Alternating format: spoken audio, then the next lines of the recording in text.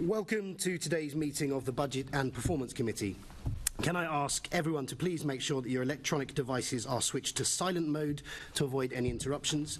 And can I ask our clerk, Paul Goodchild, if any apologies have been received? Thank you, Chairman. Apologies for absence today from Assembly Member Hall, and Assembly Member Prince is here as a substitute. Thanks very much. Agenda item 2 is declarations of interest. Can I ask the committee to note the recommendations set out at agenda item 2 and ask if members have any other interests to declare? I see no other interests.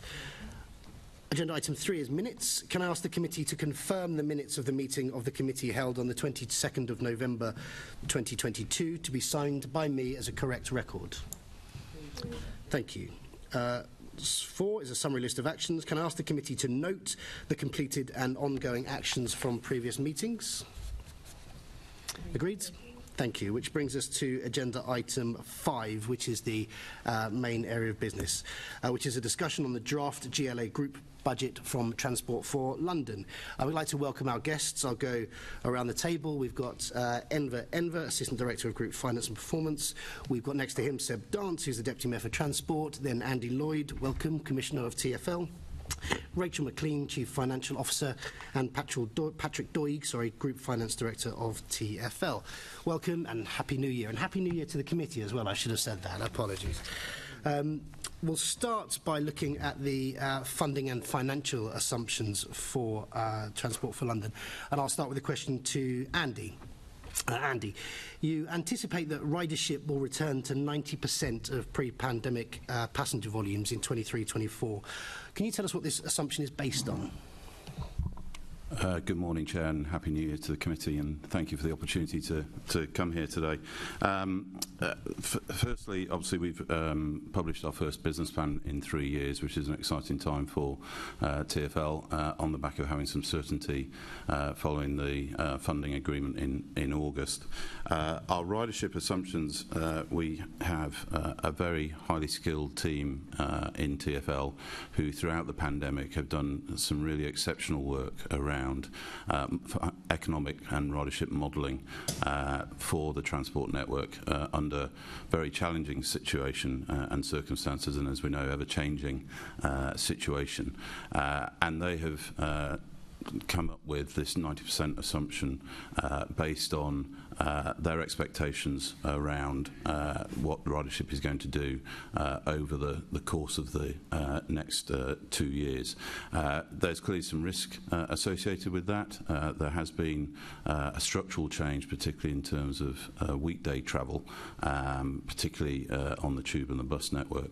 But we think it's a reasonable assumption to work with, a sensible assumption for us to base our revenue on, and based on the work that they've done over the last 2 to 3 years, we're as confident as we can be that it's the right measure.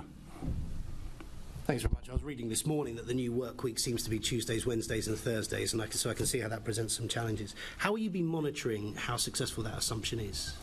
So we obviously have, because of the network of contactless and the Oyster network, we have incredibly good data, and the committee may recall when the government first imposed lockdown in March 2020, actually the Cabinet Office and Number 10 used TfL data to establish how successful the lockdown restrictions were, because we have extremely good data about who is using the network and the numbers and where they're joining and where they're leaving, and we continue to do that. We can do it on actually within the day, but we do it currently twice a week. We have a regular report, and then obviously, as you would expect, we have a weekly report on which we base our ridership and our revenue numbers, and that's across the entire network.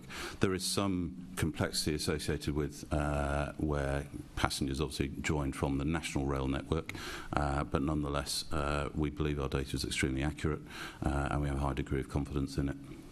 So just for my clarity, you can get that sort of ridership data on a daily basis, yeah? We can actually get it within the day if we need to. Yeah. That's fantastic. Okay, that's great. What level of ridership is the 5.2 billion of passenger income based on? Perhaps if I could turn to Rachel for to give a bit more of a detailed response on that, if you don't mind, Rachel. No, thanks, Andy, and good morning, everyone. So the 5.2 billion that's in the budget submission is aligned with the 90% ridership assumption.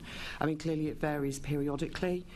So even in the new normal, we still see the dips at particular times of year. So we do have a periodic profile that supports that. But the two assumptions are in alignment, the 90% and the 5.2. Okay. And so if the actual passenger income is above or below that level, what happens? What mechanism kicks in? So that is covered for the period until March 2024 by the funding agreement that was signed with government in August of last year. And how that works is that 5.2 billion is the assumption. So again, there is alignment between the funding agreement projection and the budget. And how that works is that if ridership does not recover to the levels, then for that period up until March 2024, there is something called the true-up mechanism, in which if effectively government is taking the risk of ridership not coming back at that level. So our funding would increase if the 5.2 billion on passenger income were not achieved. Okay. And when did those discussions take place for that agreement? So I might ask Patrick, who led those conversations, to say, but the agreement was signed at the end of August of 2022, and discussions were taking place for a number of weeks in advance of that. Yeah, that's no more to add. Fantastic. Okay. So you said that the government bears the risk for the impact of passenger income if it falls below the target. Is that still the case with industrial action? So, I mean, I think the first thing to say about industrial action is obviously we do our very best to minimise the impact. We don't budget specifically for industrial action, but where it occurs and where it impacts on revenues, then yes, that is part of this general true-up arrangement. So that risk is within that mechanism. So just for my clarity, so as a result of industrial action, if any passenger income is lost, that will be covered by the arrangement with government? That's correct. Okay. Do we know how much money was lost as a result of industrial action in 2022? So it's actually quite a difficult thing to fully account for, because each day is quite different. Obviously, you can have a blend of different levels of service that are provided, and therefore a different outcome. So we don't have a specific estimate from those days. But could you, could you compare, like-for-like data or year-on-year data to get a rough idea? Yes, I think because the last few years have not had that sort of normal level of data to draw the comparison against. That's actually one of the big challenges.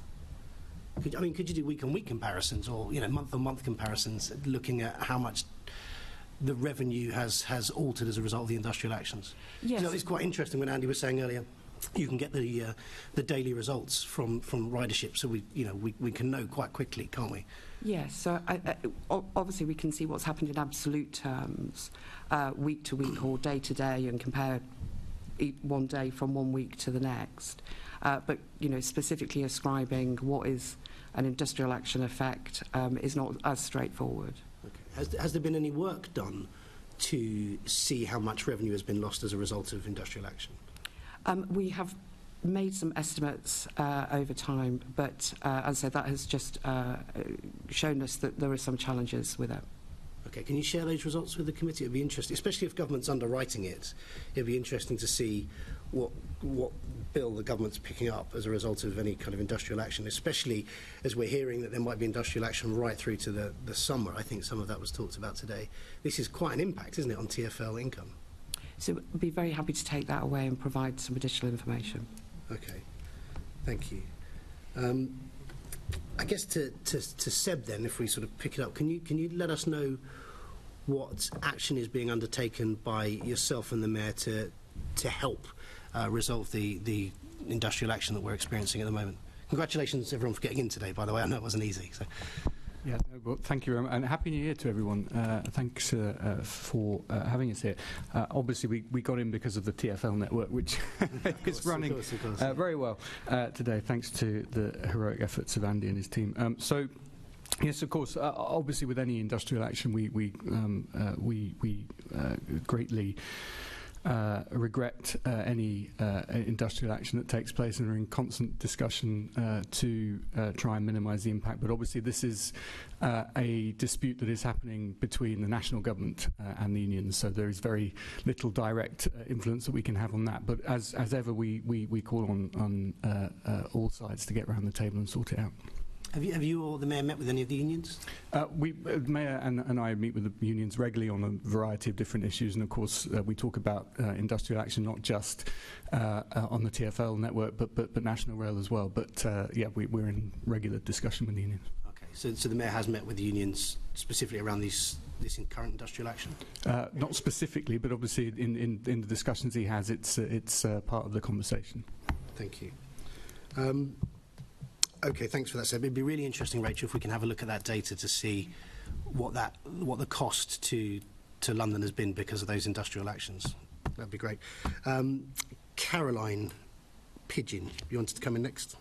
Thank you. I'd have thought actually TfL might be doing quite well with all these rail strikes. I'm certainly using TfL services a lot more to get around. I'm sure lots of Londoners are, so it might be actually having a positive impact on your budget line. I wanted to pick up a few issues. Actually, I'll pick up one about the level of fares increase that your budget assumes. I think that might be to Rachel. Welcome, Rachel. It's your first time before us. Thank you. Clearly we've noted the announcement that was made just before Christmas by the DfT about the National Rail position. As is the case in every year, the TfL fares position is a decision for the Mayor, and that no decisions have been made as we sit today. But I can confirm what the assumption is in the budget that has been submitted. Which is, again, in alignment with the funding agreement. That assumed a 4% increase in March of 2023 and also March of 2024, but also made provision for that revenue scenario that I described to be adjusted should the actual increase be different.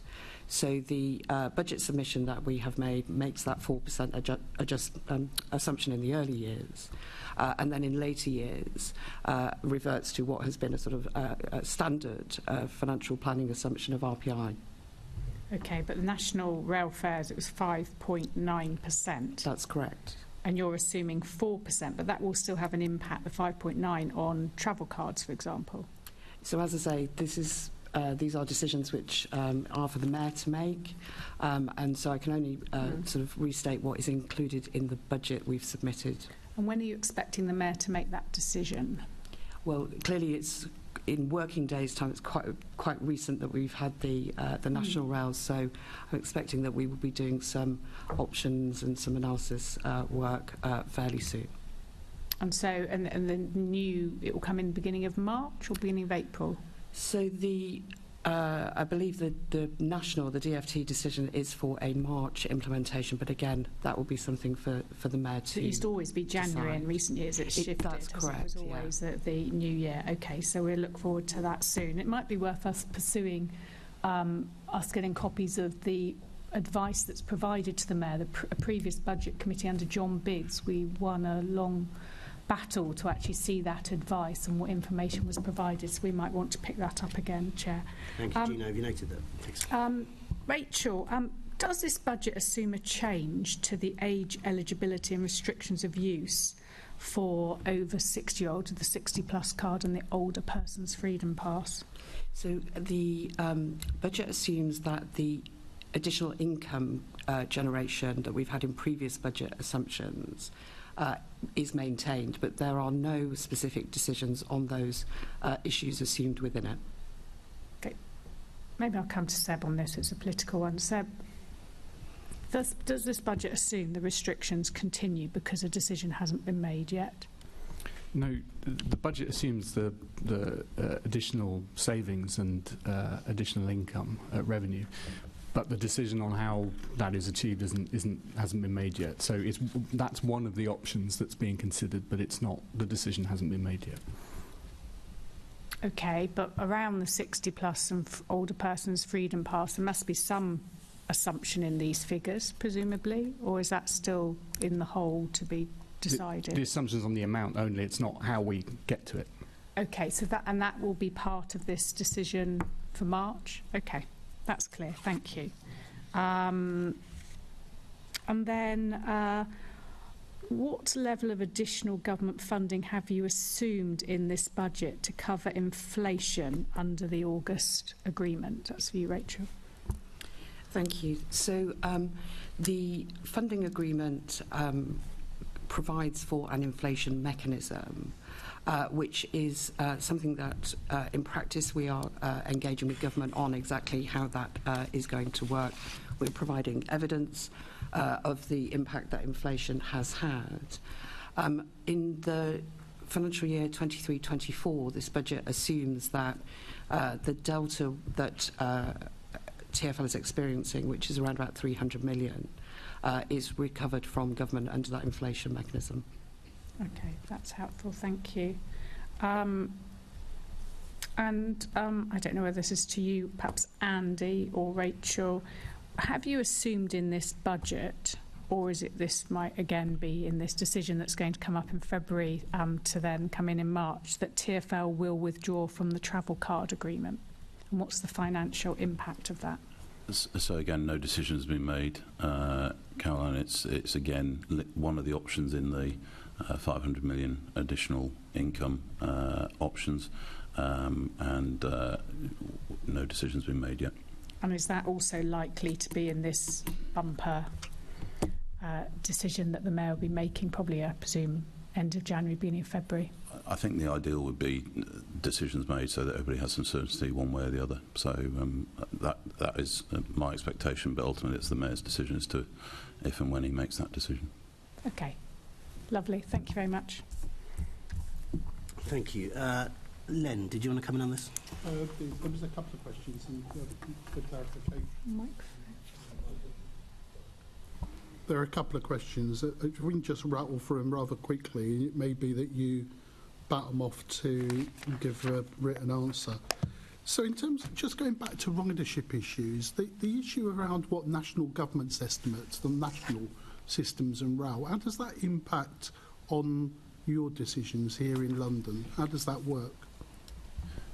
So we haven't been party to any specific national rail assumptions that either Network Rail, the TOCs or DfT have made.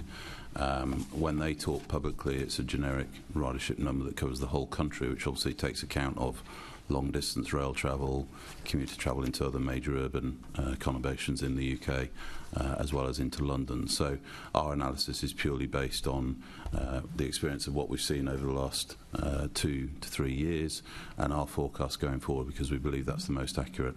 Obviously, an amount of our ridership comes off, in particular, the South East Rail network, but our assumptions are not based on any assumption that the DfT or Network Rail have produced for the national rail level. Would it be useful to have those in terms of your planning and, you know, in terms of that, or not? Or does it have no impact at all? Well, obviously the ridership on national rail has an impact, but we haven't seen any material impact in terms of us not being party to their planning assumptions versus our own. But perhaps Rachel or Patrick would like to comment further if there's any more on that. Not very much. I think only to say that in that scenario work and modelling, obviously this is one of the factors that estimates are made, but it is only one of the factors. And no, as Andy said, we have no specific information on that. Okay.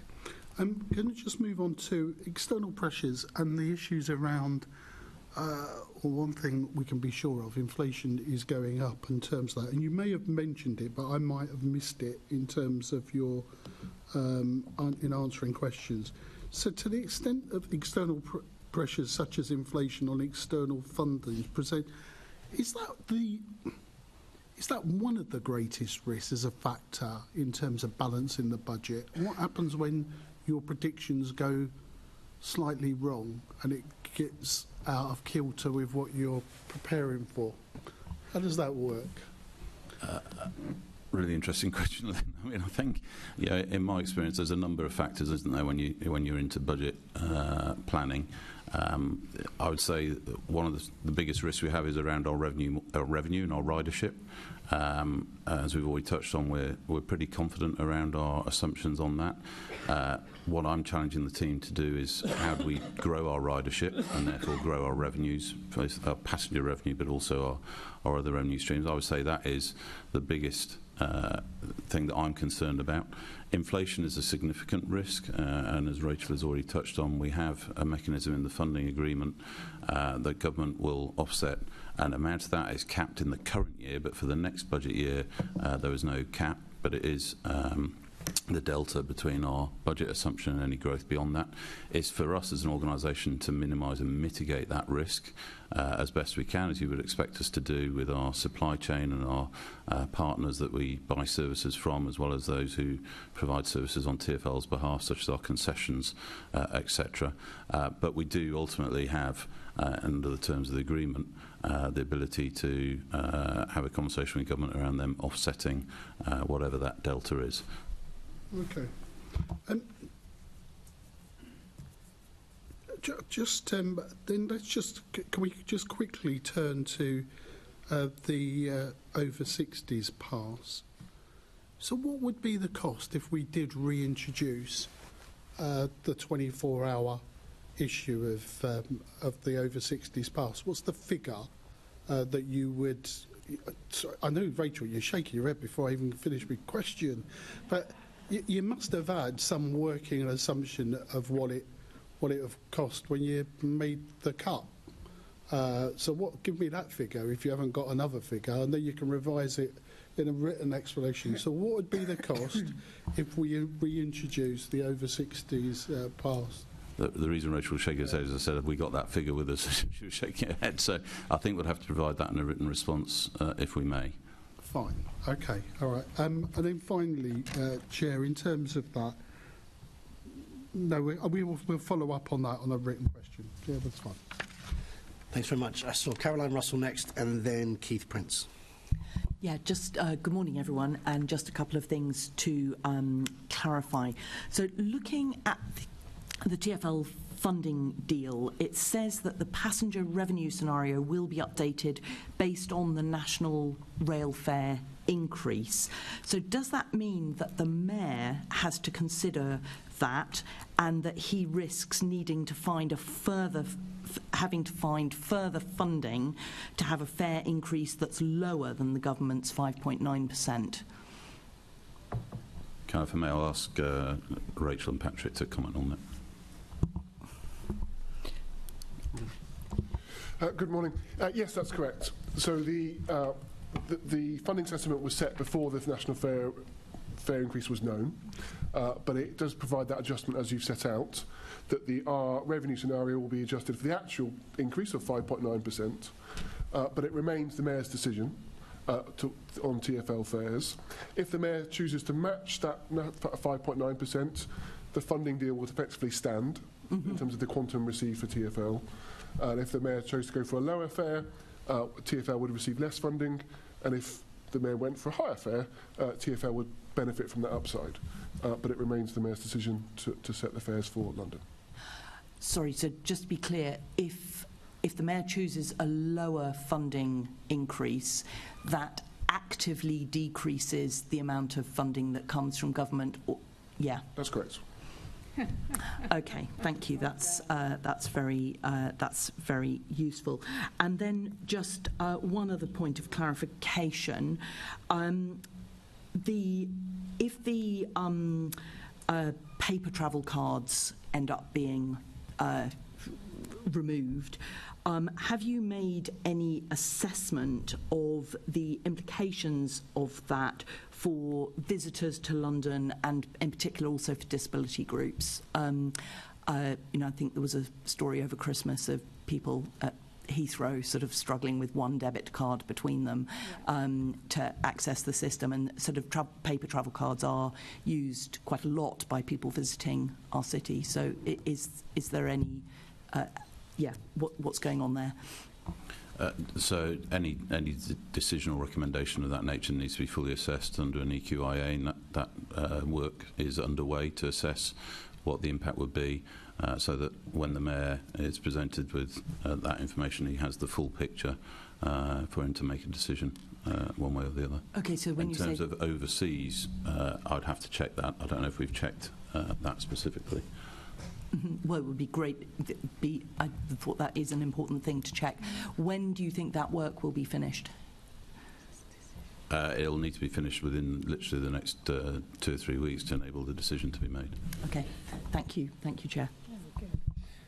Thank you. Was that the case? Were you referring to the case where there was a family trying to use a single debit card and you can't because you can only use it for a single person? That's right, yeah. And just for my benefit, you said you're expecting some of those decisions in March. Is that right, around the tickets? No, the working assumption is any fares increase would apply from March, Chair. Fares increase apply from March. Okay. I saw Keith Prince. Thank you. Most of my questions have been asked, but good morning and Happy New Year to you all. So really the only remaining question I've got is to Seb, actually. As the Deputy Mayor, will you be recommending to the Mayor that he actually makes the fare increase 5.9% rather than 4%? Thank you. I mean, obviously, as you've heard, the implications of going below the 5.9% mean that there would need to be additional considerations on the financial pressure that would put on TfL. So it's a decision that the Mayor will make, and that TfL will obviously assess the impact on any increase, any particular level, and the Mayor will make his decision on that basis. So I won't be recommending one way or another at this point, because I haven't seen the information from TfL either. Okay, don't worry hard on you, Seb. But once you've seen the information, will you then make a recommendation? As part of the decision process. Asking you what their recommendation will be. Absolutely. As part of the decision process that the Mayor will need to go through, absolutely, we'll have that discussion on what our view of the acceptable level, if any, would be. Thank you. Thanks very much. Just a quick one for you, Rachel, before we move on. The Mayor set up a funding facility, about £500 million. Do you know if any of that is being used in this budget assumption? So the £500 million GLA financing facility remains available, but its purpose is to sort of enable and support the balanced budget. So there's no assumption that it's drawn on. It is there as part of our risk mitigation. We've already discussed some of the risks that we're facing and that are incorporated and reflected in the budget. So that remains available as a facility, but it's not assumed to be drawn on in this budget submission. So there's no sort of immediate pressure to use that funding facility? No. So I remember when the facility was launched, it was launched sort of along with the story that if that wasn't there would be significant reductions to TfL services. So since that facility has been put in place, it's not been used and it's not being assumed to be used in the next budget round. If you recall, that was at the time of the funding discussions, and I might ask Patrick to comment further, but when we finalised the deal with government, Patrick, as the designated financial officer, had to be confident that there was a balanced budget, and having that loan facility enabled him to make that decision. So that was around ensuring that we could, if we needed to, call on additional funds to balance that budget, which then gave us a certainty that we didn't have to take other actions to reduce services to save money. But Patrick, if you want to comment further. Oh, well, that's correct, Andy. So without that facility, we would have to reduce our budgeted expenditure because we would not be able to tolerate the level of risk that we're exposed to without that facility being in place. So it has enabled us to avoid further service cuts. So it's really in place as a buffer for that risk. How long do you envisage it's going to be in place for? Well, the mayoral decision has it in place until the end of our government funding agreement, so March 2024. Okay. Have there been any conversations yet about extending it, or? No. Because it wouldn't be. Okay, fabulous. Thank you very much. We're going to move on to the next section. I didn't see anyone else, which is around new... Chair, can I just come back in on one? Back in October 22, the inflation mechanism provided the issue about inflation risk, the certainty of inflation risk. You provided some increase funding in the following year if inflation stays at currently expected levels. We expect that to be around 150 million. That's what you said. But the funding agreement says the inflation that the operating envelope may be amended to the maximum total adjustment of 15 million for years 22-23. Can you explain the difference between the 15 million and 150 million, rather than it being just a lot of money? How have you worked this one through? Thank you. Well, the key difference here is that they're two different financial years. So as Andy said earlier, the inflation mechanism is capped in the current financial year, 22-23, to 15 million. And that was, to my knowledge, not based on a particular estimate of inflation. That was the government's willingness to take that risk on. But for 23-24, the inflation mechanism is not capped. At the time we were last before you, our estimate, or my estimate that I gave, was that the inflation pressure for next year, 23-24, would be about 150 million. But since then, our inflation forecasts have increased. So the budget that we put together, and it was before you today, as Rachel said, has inflation pressure of about 300 million next year, and that was set before the latest OBR forecasts. So we're just working those through at the moment, but we do expect that pressure to increase further. That just highlights the importance of this inflation mechanism and the government delivering on its commitment to mitigate that risk for us. Okay. Thank you. So we're now going to move on to the next section, which is around new services. And Nick Rogers, you're going to lead off on this. Thank you, Chair. Good morning, panel. First question to Andy. Do you plan to supplement the existing LEZ camera network as part of the extension of the ULEZ? Good morning. So obviously the existing camera network is used through ANPR data, is used for congestion charging and the LEZ zone, and absolutely it will be continue to be used for the expansion as well, along with additional infrastructure being put in place. Do you know how many additional cameras you'd need across London? I don't off the top of my head. We can obviously write to the committee and inform you of that. Do you have even a ballpark? Not thousands, hundreds? No, I don't. Okay. I don't. All right. And what is the cost of implementing ULEZ expansion, and how is that being funded? So we're working through the delivery of the implementation for August next year. Based on the assumptions we made and the work that's already undertaken, we estimate it to be in the order of £160 million. £160 million? Yeah, 160. Okay. That figure seems to, the cost of ULEZ expansion seems to have changed a number of times. There have been a number of different figures that have been discussed, but that's the settled figure. That's the working assumption. That's our financial planning assumption for the cost of implementation, which includes all the infrastructure, cameras, signage, etc., as well as the marketing. And how is that being funded? Rachel.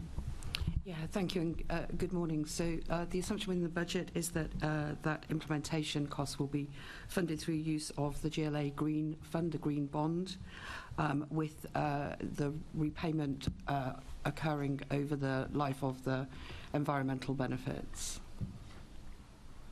And how extensive is that lifespan of the environmental benefits? That's part of the analysis that we currently have underway, but obviously it will be over a number of years. Okay. In your budget submission, you have a line for congestion charge, LEZ and ULEZ costs. What sort of costs are covered by that? Patrick, do you want to pick that one up? So that would include the operating costs of the scheme. So that's both the in-house costs at TfL, but also the costs that our outsourced providers incur. But it also includes the accounting provision for bad debt. So when a penalty charge is issued and then not paid, the accounting standards require us to both recognise the income and then recognise the bad debt expense, which offsets that income which hasn't been received. So actually a large proportion of that cost is that bad debt expense, as a penalty charge is escalated through, it becomes more expensive, and ultimately we write off quite a large number when a penalty charge notice isn't paid. Do you have an amount that you've written off typically, or percentage that get written off of PCNs? No, not on me. No, so that's in pound terms, it's quite large because most people that pay a penalty charge pay in the discounted period of 14 days, so will pay £80 or whatever the number might be for that particular penalty charge. But if they don't pay, it's about £340 we write off as it escalates through the various levels. So that does make the value disproportionately large, even though a minority of people don't actually pay their PCNs. Okay, thank you. The budgeted cost for this CC, LEZ and ULEZ costs increases from 287 in 22-23 to 535 in 23-24.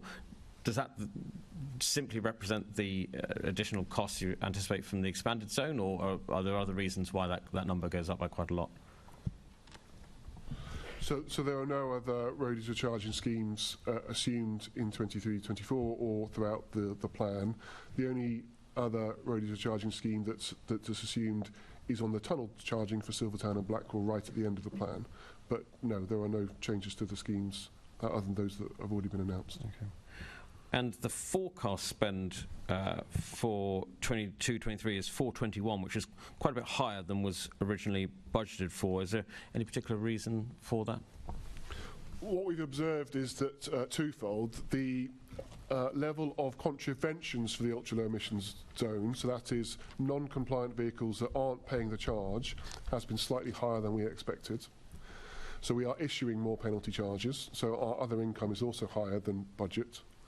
But also a slightly larger proportion of those users are not paying those penalty charges, therefore that bad debt expense is being recognised in the cost line. And we think that is obviously to do with the cost of living crisis, and that non-compliant vehicles tend to be older, so potentially a user group that is more sensitive to those cost pressures. Okay, that's interesting, thank you. And what level of charge income have you assumed from ULEZ expansion from 23-24? For the expanded zone to the London-wide boundary, for the first full year of operation, which is not quite the same as the financial year, our central estimate is the net operating surplus will be 200 million.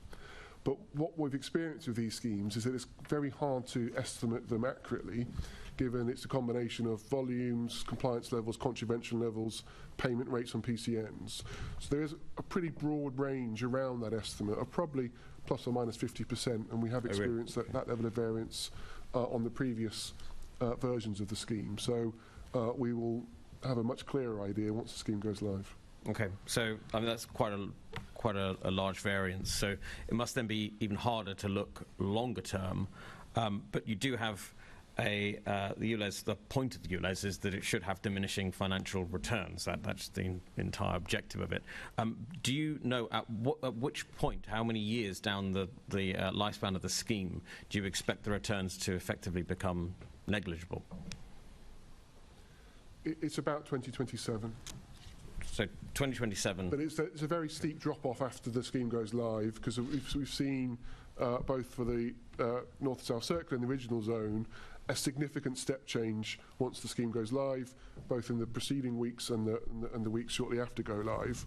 So you see a steep drop-off after 6 to 12 months, and then a slightly longer tail as the remaining vehicles become compliant. Okay. You touched on compliance, but what level of compliance have you assumed for 23, 24, 24, 25 and 25, 26? The assumption on the go-live compliance is about 95%, and then I'll have an incremental profile thereafter, which I don't have the further numbers after that. Okay, would you be able to write to us with those numbers, please? Thank you.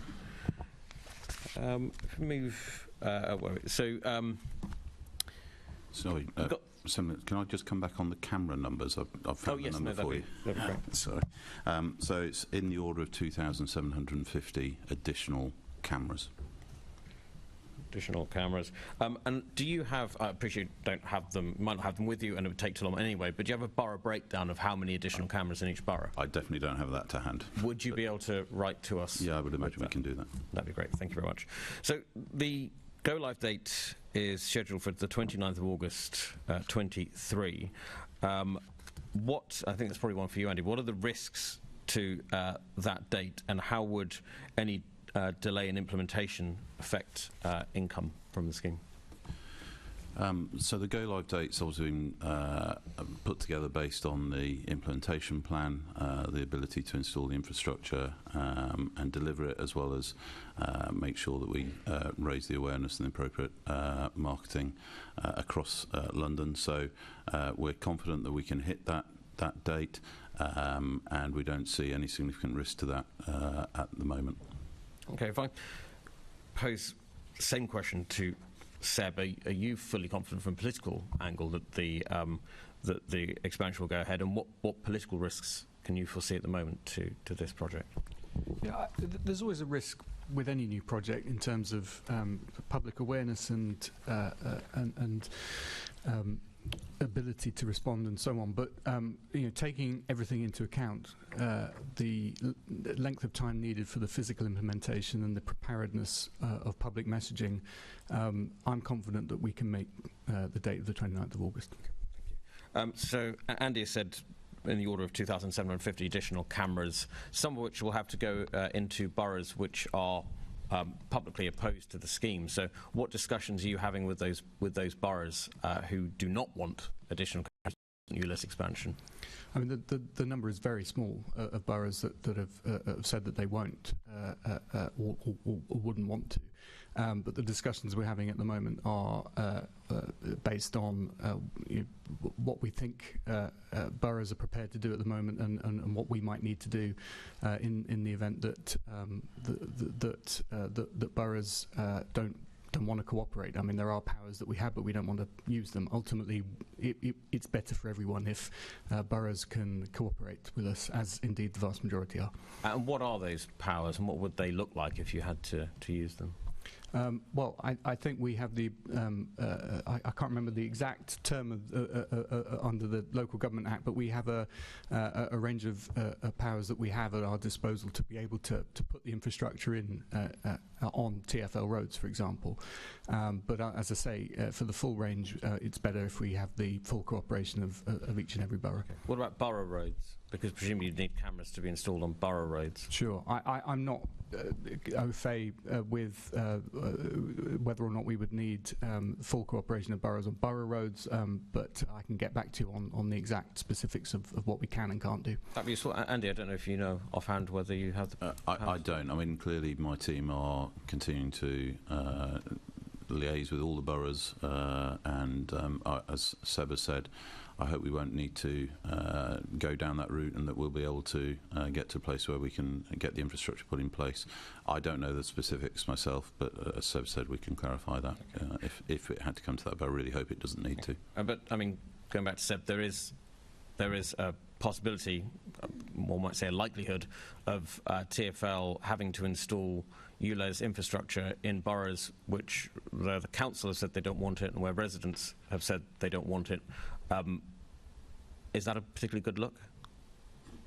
I mean, obviously, you would want 100% support for every proposal that is enacted, but that's not often the case.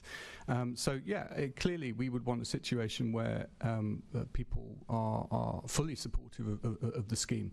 I mean, clearly, when we talk about the problem that Londoners face, this is not just a central and inner London problem. Poor air quality affects everybody, and we know that the greatest proportion of people who are dying prematurely are dying in outer London. It's not the case that this is an inner and central London problem only. So I would hope that with that policy aim in mind, that the increasing numbers of people who support measures on cleaning up our air would see the benefit of this scheme. Okay, but these conversations with the boroughs are ongoing, I take it, and you're supporting them, or supporting these discussions politically, are you? Absolutely. I mean, of course, engagement on any proposal that would affect boroughs and require their cooperation, of course, we would have constant dialogue with them. Okay. Thank you. Move on to a question for Rachel. How much of the £110 million scrappage scheme is included in the 23-24 TfL budget? Thank you. So in TfL's submission for this budget, there was 106.8 million included. That has actually been adjusted slightly in the version of the budget being circulated in the Mayor's consultation to 110 million. And that is intended to be paid from the Transport Services Reserve at GLA. So effectively the whole amount of the proposed scheme. Okay, thank you. Again, a question to Seb. So in March 22, the Mayor said that a £180 million scrappage scheme would be needed. So where did that £180 million pound figure come from, and how have we arrived at the £110 million figure? You'll have to forgive me. I don't recall the 180 figure, but obviously the 110 million figure is substantially larger than the scrappage scheme that was introduced for the central to inner London expansion. So it remains the largest scrappage scheme of its kind anywhere in the world. I think the £180 million figure was in a letter to DEFRA in March 22. But regardless, are you confident that £110 million will be sufficient for this dramatic expansion of the scheme? Yeah, obviously, when you look at compliance rates already, they're very high. So the vast majority of vehicles in Outer London are already compliant. What the scrappage scheme is designed to do is obviously to assist those with the least ability to be able to either change their vehicle or indeed change their mode of travel, which we've seen in previous expansions is a key aspect of ULEZ as well. That's its aim. 110 million is obviously a substantial pot of money being allocated for that, and when the scheme is launched at the end of this month, I'm confident that we will see a good uptake of applicants, and that the sum should be sufficient to cover those who are most in need. Okay, thank you. Actually, on that point about changing modes of transport, to what extent will ULEZ expansion be supported by additional bus services and Outer London, and how much has been allocated towards that end in this budget? Yes, that's a very important flip side, if you like, to a scheme like this, which is to demonstrate the benefit of additional support and indeed investment for public transport links. So in Outer London specifically, there are extensions to routes 180 to and from Erith, the 129 in Lewisham, 472 in Abbey Wood, 330 in Pontoon Dock, 497 in Dagenham Park Square, and the 241 in Royal Wharf. We're also increasing the frequencies, the length of hours of operation on routes 376, W4, H28 and A10. There's also a new route 304 in East London. The programme of targeted enhancements will continue, for example, extensions and or reroutings to Southall Green Quarter via Route 95, new route Battersea Power Station 211, Olympic Park 339, Wandsworth Riverside 485, Springfield Hospital 315, and in addition, several large developments will be covered, such as new developments at Barnet, at Brent Cross, in Ealing, in Alperton, Harrow in Eastman Village, and Haringey in Heartlands. Obviously, these additional services and changes will be subject to further consultation, and that will determine what the overall investment that will be needed will be. But I think initial estimates are in the region of 5 million for this initial tranche. And of course, what we want to see going forward very much, I mean, the ultimate aim really, isn't it, to have the same level of service provision in Outer London that people in Inner and Central London enjoy.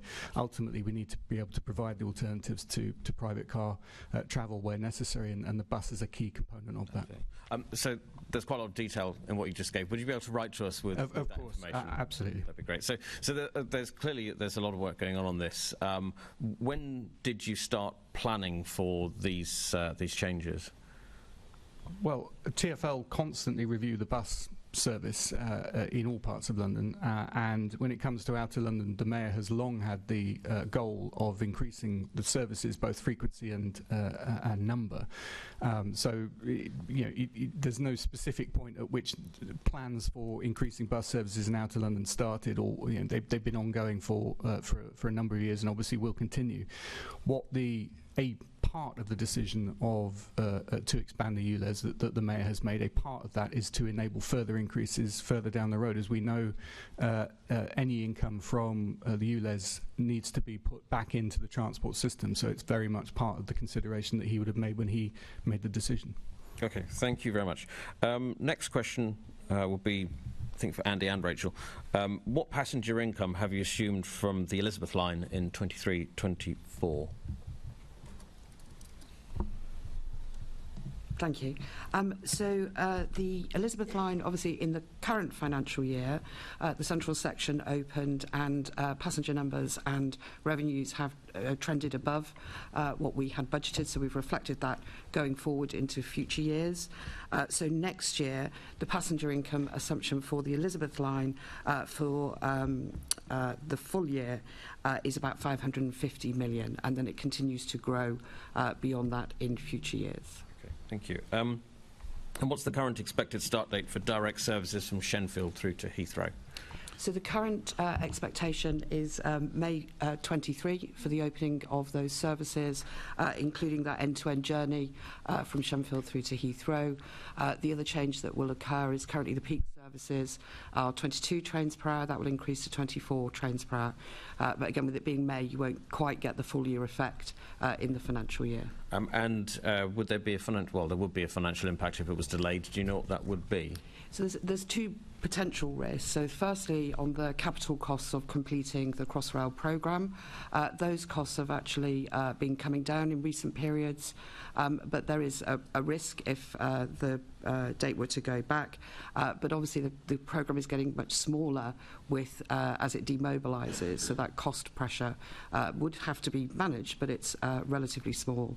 And similarly on revenue, which would be the other aspect of growth, other aspect of risk, that is not, we don't budget for that as a jump on day one, so it's relatively modest in that early transition period. So you're right, there would be an impact, but in the totality of the TfL budget, relatively small.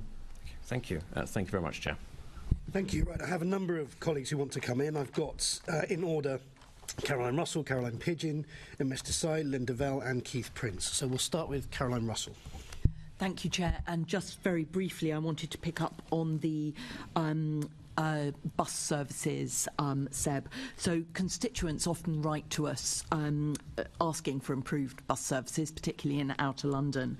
So is TfL looking for suggestions from Londoners about where bus services in outer London can be further improved? And what criteria are you using in planning these bus improvements? So in terms of the first part of your question, the answer is yes. Obviously, the bus network is, I think it's fair to say, the most flexible component of the transport system, in the sense that changes can be made relatively quickly and easily. But obviously, you have to operate in a confined financial environment, and that is, as ever, the constraints that we have. Clearly, going forward, it remains the aim to have a level of frequency and service in outer London that matches that in central and inner London, so that people have the confidence in using the bus network that you might see in other parts of the capital. So as time goes on, the number of consultations on specific areas and routes will increase, and that's very much part of the plan that I know Andy and colleagues has. In terms of the specifics on what would be required to determine that, I mean, there's a whole range of factors that would always be taken into consideration. Expected ridership is obviously just one factor in terms of impact also on congestion and traffic flow. There'll be many others, and I'm ill-equipped to answer that question fully, but there will be transport planners obviously that will have a full range of criteria to determine what a potential route might be scored against, as it were. Thank you very much. Perhaps you could, or TfL could, write to us with those criteria. Yeah, absolutely, we can do that. Thank you. Caroline Pidgeon. I'll just pick up with the bus point first. Great to hear all those routes that you've listed. I'm not an expert on every bus route in London, but I didn't hear any that rang a bell that they might be in Bromley, in Sutton, in Richmond, in Kingston, in Merton. Are you able to confirm if there are plans to expand buses in those boroughs, particularly as many of them don't have the tube, they rely on rail? And equally, as part of this, and you'll be generating income from the ULEZ expansion, will you reconsider bringing back the Go Sutton responsive bus service, which was trialled before the pandemic? It was very welcomed. It saw a different demographic of people using a bus, particularly groups such as people with learning difficulties.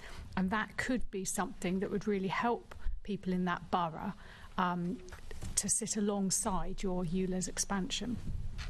So I can't give specific commitments on boroughs at this point, because to do so would to set expectations at a level that would be unwise at this juncture. But there are 1 million additional bus route kilometres that are being foreseen in the first tranche, and obviously going forward we would want more tranches and further expansion. So the boroughs that you mentioned would be obvious candidates for expansion, because, as you say, the level of alternative provision simply isn't there. And I know that the Commissioner has made a note of the Go Sutton specific question that you make. I'll defer to him on that, but that your request is certainly noted by me. Thank you. I think, if I may just add, I mean, I'm spending a lot of time doing borough engagement, as well as hopefully meeting with all of you individually as well over the coming few months. And I attended the London Leaders meeting in mid-December, where the leaders of Sutton, Kingston and Richmond all raised this point with me. So, as the Deputy Mayor said, we are looking to put in an additional 1 million kilometrage of buses. I'm pretty sure Sutton is one area that's earmarked for some benefit there. But as part of a wider plan around what we do for outer London services, we need to look at, pan-geography. Where are the opportunities? How do we look at, can we create gated links to those areas where there's less of a rail service, be that a national rail service or a TfL provided service? So that's a key part of work that I've asked Alex Williams to lead going forward. And equally, we've got the work that's underway as a result of when Silvertown Tunnel opens as well, because that creates a new opportunity for cross-river services on the east side of the city as well. Okay, lovely, thank you. And then obviously the purpose of ULEZ expansion is to get people out of their cars and onto public transport. What assumption have you made for an increase in revenue from fares in outer London as a result of the ULEZ expansion? I don't believe we've made any specific revenue increase linked to that, but we'll take that away and double check. That's Rachel, you got something to add? Yes, only to say that in looking at the total bus projections, we have taken account of the revenue for the additional services. So that's where it's factored into the budget. I just would have thought there would be some switch, and actually that probably ought to be factored in, and whether you've picked that up from the other zone expansions. So yes, as I say, to the extent that we've been able to put an estimate alongside the additional kilometrage. Yes. Yeah, okay, but not just a general switch. No. Okay, and then in terms of the 110 million for scrappage, there are going to be several sort of sub-schemes within the wider scrappage package. Have you allocated a certain amount for each of those individual schemes? As far as I'm aware, no, but I will look to Patrick if he wants to answer that. When do we expect that detail? So I know that analysis is underway. I mean, certainly there has been research to take place in terms of, the availability of compliant vehicles and the costs and in relation, but in terms of, as you describe it, the sort of subset, I think that is work still in progress. Just to add to that, with previous scrappage schemes, we have been quite flexible. So the schemes that have been more popular, that have really had the largest benefit, we've actually shifted funds around. Yeah. So we'll take a similar approach and make sure we're maximising the biggest benefit we can get with the funds we have available. Okay, thank you. And then what discussions have you had, this might be for Andy and Seb, what discussions have you had with government about helping to finance a more comprehensive scrappage scheme? I think I might be right that other parts of the country have had funding directly from government to help clean up vehicles. So what discussions have you had, and have you had any success in persuading government on that? Absolutely, the discussion is being had, because you're quite right that other parts of the country have benefited from direct funding. As yet, no direct funding is forthcoming from government specifically for the scrappage scheme, but we continue to put that ask to government. So I'd like a wider scheme so it really helps more people, particularly low middle income, who aren't covered by the Mayor's scheme, but the government's not willing so far. Okay, thank you. Thank you. Umesh.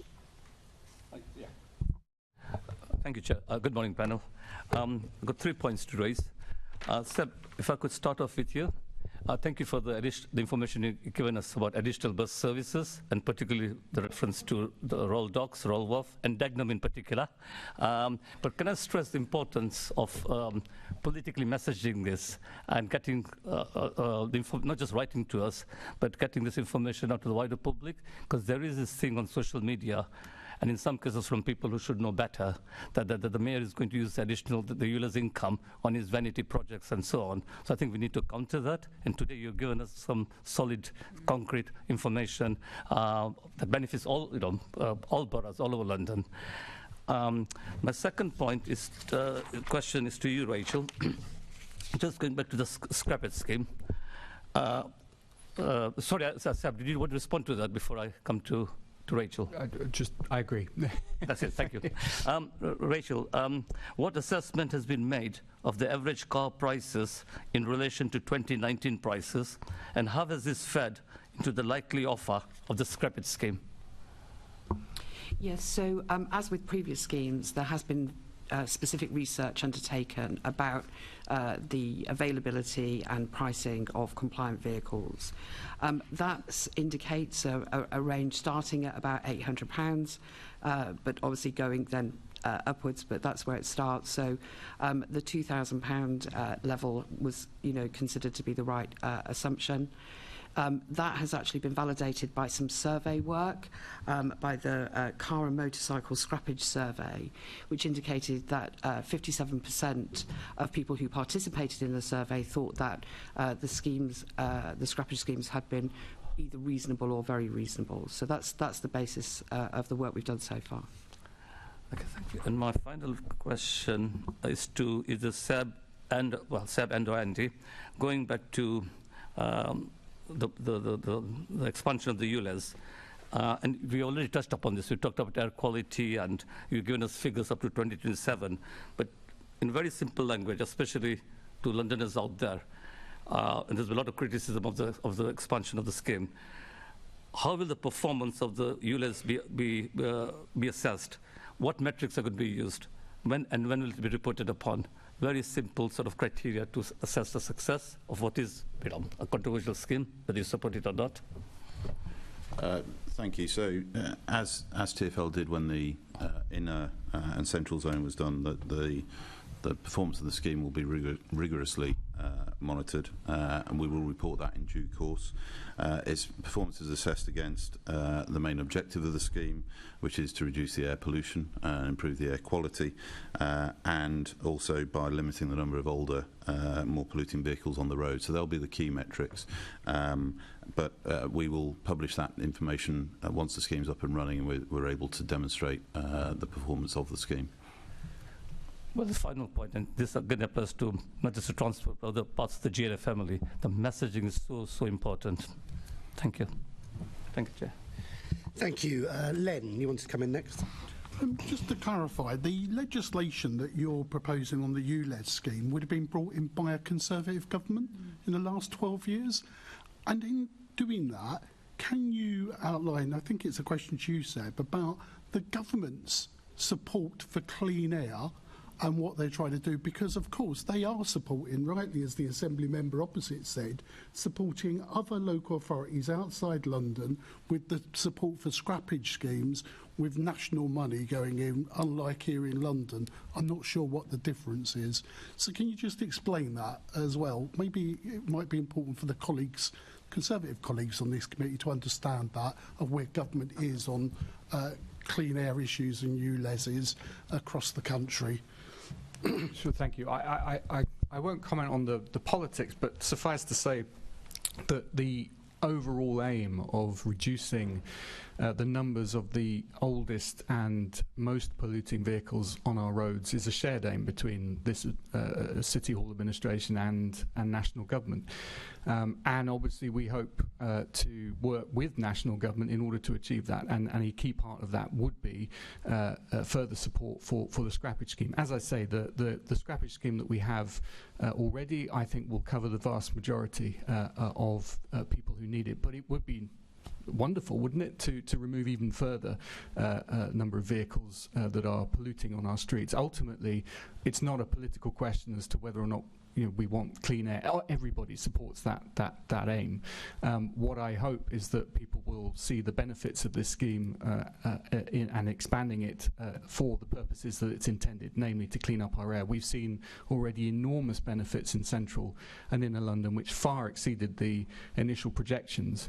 And Andy's outlined the criteria by which it will be measured, but in terms of the expectations that we have going into this, we would be looking at 340,000 people, that's the population of Ealing, being moved from a situation of currently living above the interim WHO target on the level of NOx that people are breathing in, to being under that target. That's an entire London borough simply through this one expansion alone. So that should be the metric that we measure it against, and I would urge everybody, including of course national government, to support us in that aim. And despite the mood music, local or regionally, I'm not sure what to call it, but no government minister has ever said to you, we don't want you to proceed with ULEZ in London. Have they ever said that to any meetings that you've ever attended, and ever threatened to use legislation to stop you introducing ULEZ here in London? No, they haven't. They haven't. Good question. Thanks very much. Keith Prince. Thank you. Seb, please don't take this the wrong way. You read out a very impressive list of a number of bus routes that you were claiming was going to be the extra mileage. Just wondered whether you slightly misunderstood the question. The question from my colleague was, to what extent will the extension of the ULEZ be supported by additional bus services in outer London, i.e. referring to those that will be affected by the expansion of the ULEZ? My colleague said that she wasn't very good on buses. Unfortunately, I'm a bit of a bus nerd. So perhaps I can help you with that very impressive list that you read out. The 181 starts in Lewisham and ends in Grove Park. So only a fraction of it will be outside of the 205. The 129 starts in Lewisham and ends in North Greenwich. That will be inside the ULEZ. Oh, sorry, fractionally outside. The 472 starts in North Greenwich and finishes in Abbey Wood. That will be partially outside. The 497 Barking and Dagenham to Havering, that will be the one bus route that is actually outside.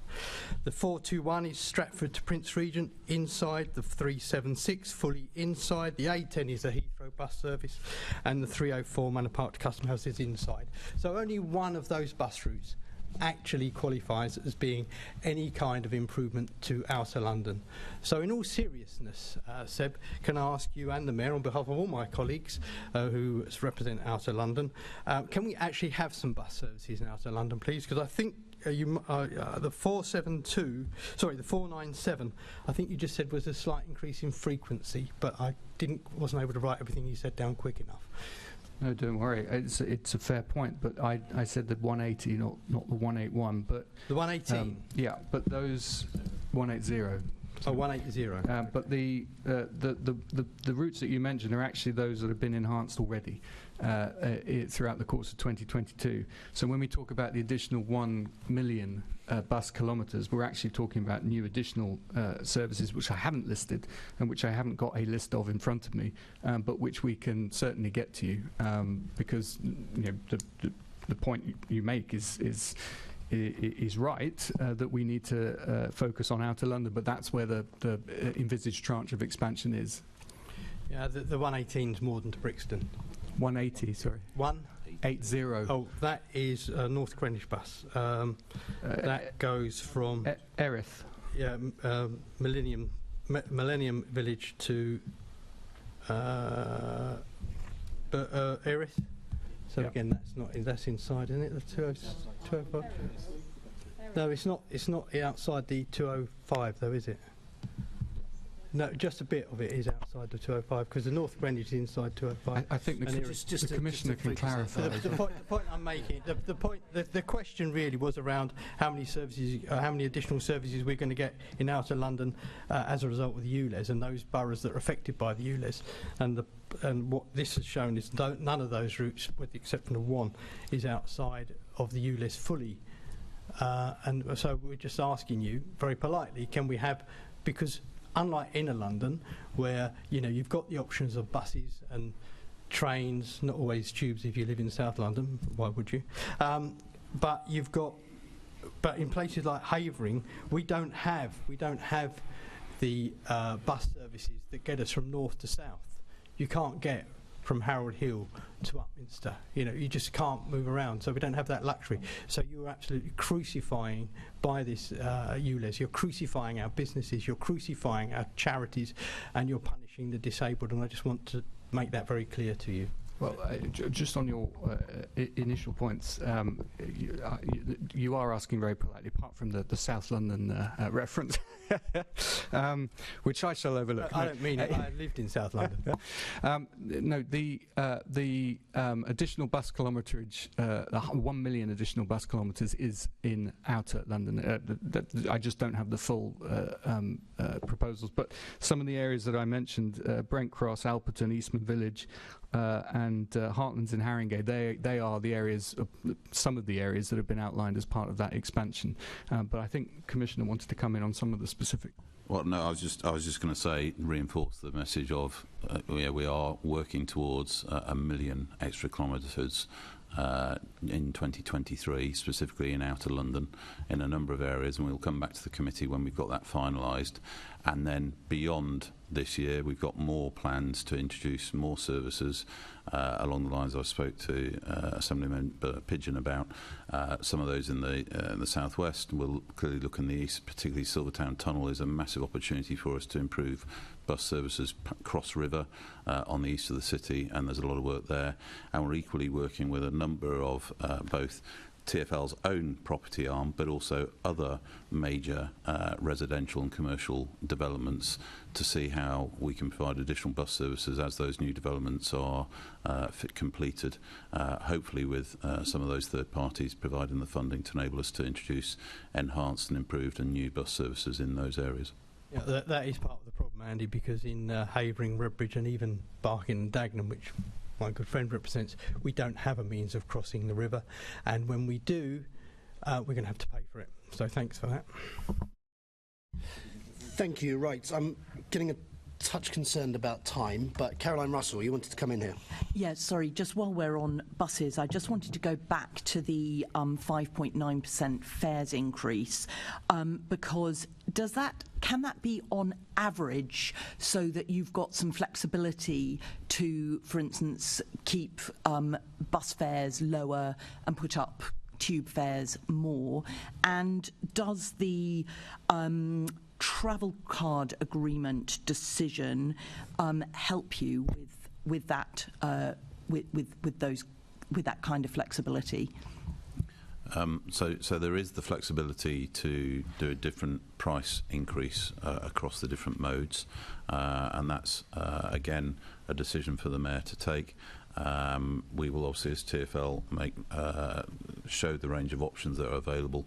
The travel card agreement, I'm not aware of the details around buses. I think that's a separate conversation. But in answer to your question, yes, there is the possibility of doing a different incremental increase or not between different rail and bus modes. Thank you very much, and thank you, Chair, for letting me come in. Thank you. I just wanted to pick up on a very quick point about the boroughs complying with some of the expansion due to the cameras. I mean, I can't remember, but somebody said there's only a few boroughs that are resistant to it, but those few boroughs are huge, right? So if you look at sort of my patch on the bottom right-hand corner, Bexley and Bromley. That's essentially the bottom right-hand corner of London. So, just so I'm clear, if there is reluctance from those local authorities to install cameras on their borough roads, will you be deploying powers to force them somehow?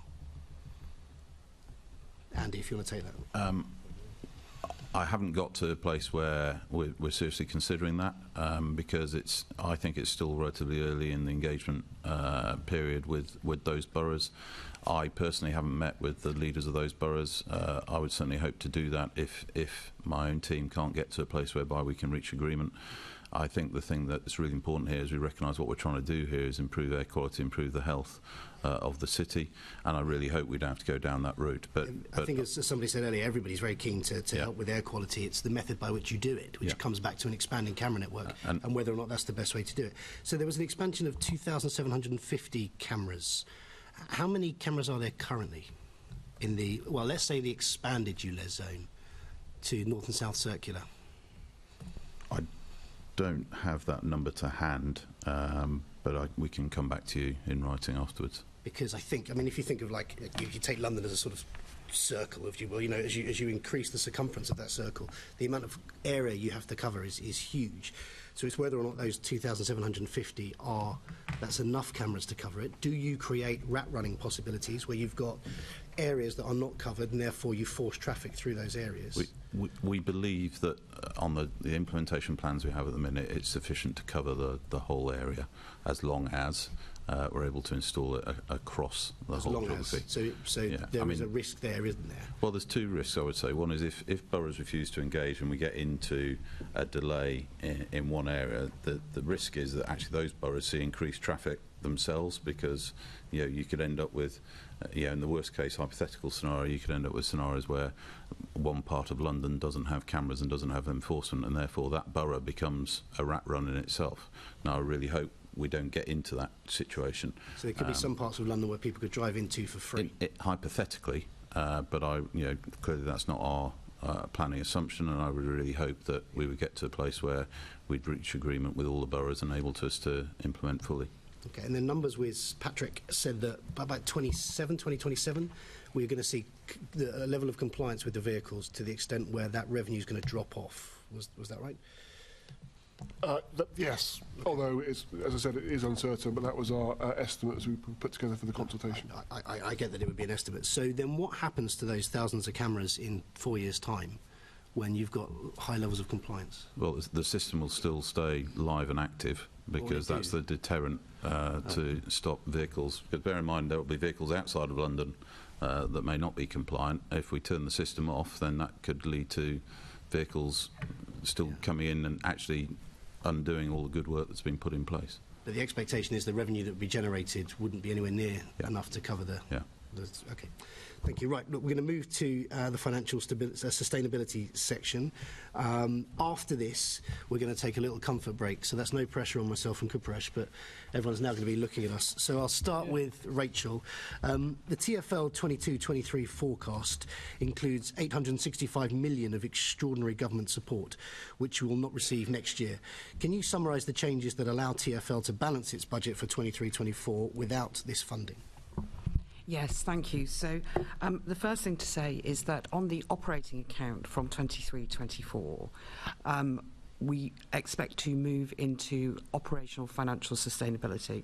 So it's a really important part of this budget and this plan, because that means that there is the beginning and then increasing amounts of surplus, which of course is always reinvested in the transport system, and also, as the budget says, it does open the door potentially, subject to being tested at the time, to beginning to have new net borrowing, to support the investment.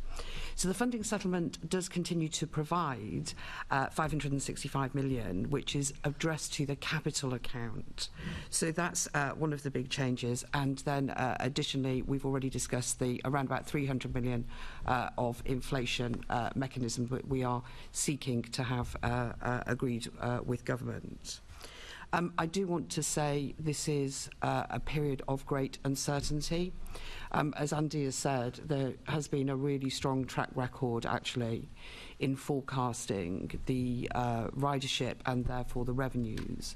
But nevertheless, in common with all organisations budgeting at the moment, we are looking into, macroeconomic uncertainty, post-pandemic behaviours, etc. So, of course, all of those things we have had to make an assumption about. We think that is balanced. We think we found the right balance between investment and managing risks. We've already discussed the 500 million and the availability of that as a facility. You called it a buffer, which I think is a good description. And then the final piece I just wanted to mention is the preservation of a 1.2 billion at the beginning of the plan level of reserves and cash. So there is a considerable amount of improvement. You're right, it is dependent on us being able to predict and then manage those uncertainties as they arise. And we cannot be complacent, although the track record of our forecasting is good. We need to be very alive to those threats and opportunities as we go through the budget period. Thank you, and I support that the process to get through to being self-sustaining. In terms of the risk elements, what would you say are the greatest risks? What are the biggest challenges with moving to that self-sustaining model? There's actually probably not one single risk. If it were not for the funding agreement, I think the macroeconomics and the potential impact on demand and discretionary expenditure, particularly because one of the strengths of the recovery has been in the leisure, so that's discretionary expenditure, so the cost of living crisis. But of course the funding agreement does protect that downside revenue risk, at least until March 2024. So if you look at the latest OBR figures, which do show that the downturn coming to an end and a return to growth in that 2024 period, that is the mitigation for that risk. I'd then come on to inflation, which is something that we have discussed, and that is, it's higher and it's persisting for longer. And that's why, as Patrick described earlier, as we start to model the November OBR, it looks like even that 300 million that we said was a risk in the budget might be, becoming even more adverse. So those are the two things that I would flag, but with that important mitigation until March 2024 on the passenger income. Because one of the challenges has always been the reliance on the income from fares, right? And we saw that during COVID. There was nothing you could do there, hence the government support. What other revenue-raising options are you working on at the moment? So I think it's fair to say that there is every aspect of our potential to earn additional revenue and to diversify our sources of income is something that we are working really hard on. So other sources, of course, come from property, they come from commercial or media income, and so on. So one of the things that we have done in this budget is set an additional target on income, 140 million by the back end of the plan, and we are working really hard on exploring all of the avenues by which we could both diversify but also protect that overall income position on which the budget is based. So there's the ULEZ revenue. You talked about the property section, which I know we're going to talk about later, and increasing advertising revenue. They're the main sort of thrusts of. Well, they are the largest parts of our other operating income. So obviously, when you make an improvement, you're going to have the biggest absolute effect. But as I say, there are lots of ideas within the organisation for improving revenues, and we're looking at all of the ones that we think are viable and realistic to continue to improve that sustainable position. Okay. So moving to Andy. I think we've talked before about the prospect of having more dynamic fare pricing. I think you've been asked to investigate that by the Mayor. Where have you got to with that, and what do you think the financial impact could be? So the Mayor has asked us to look at and explore dynamic fare pricing.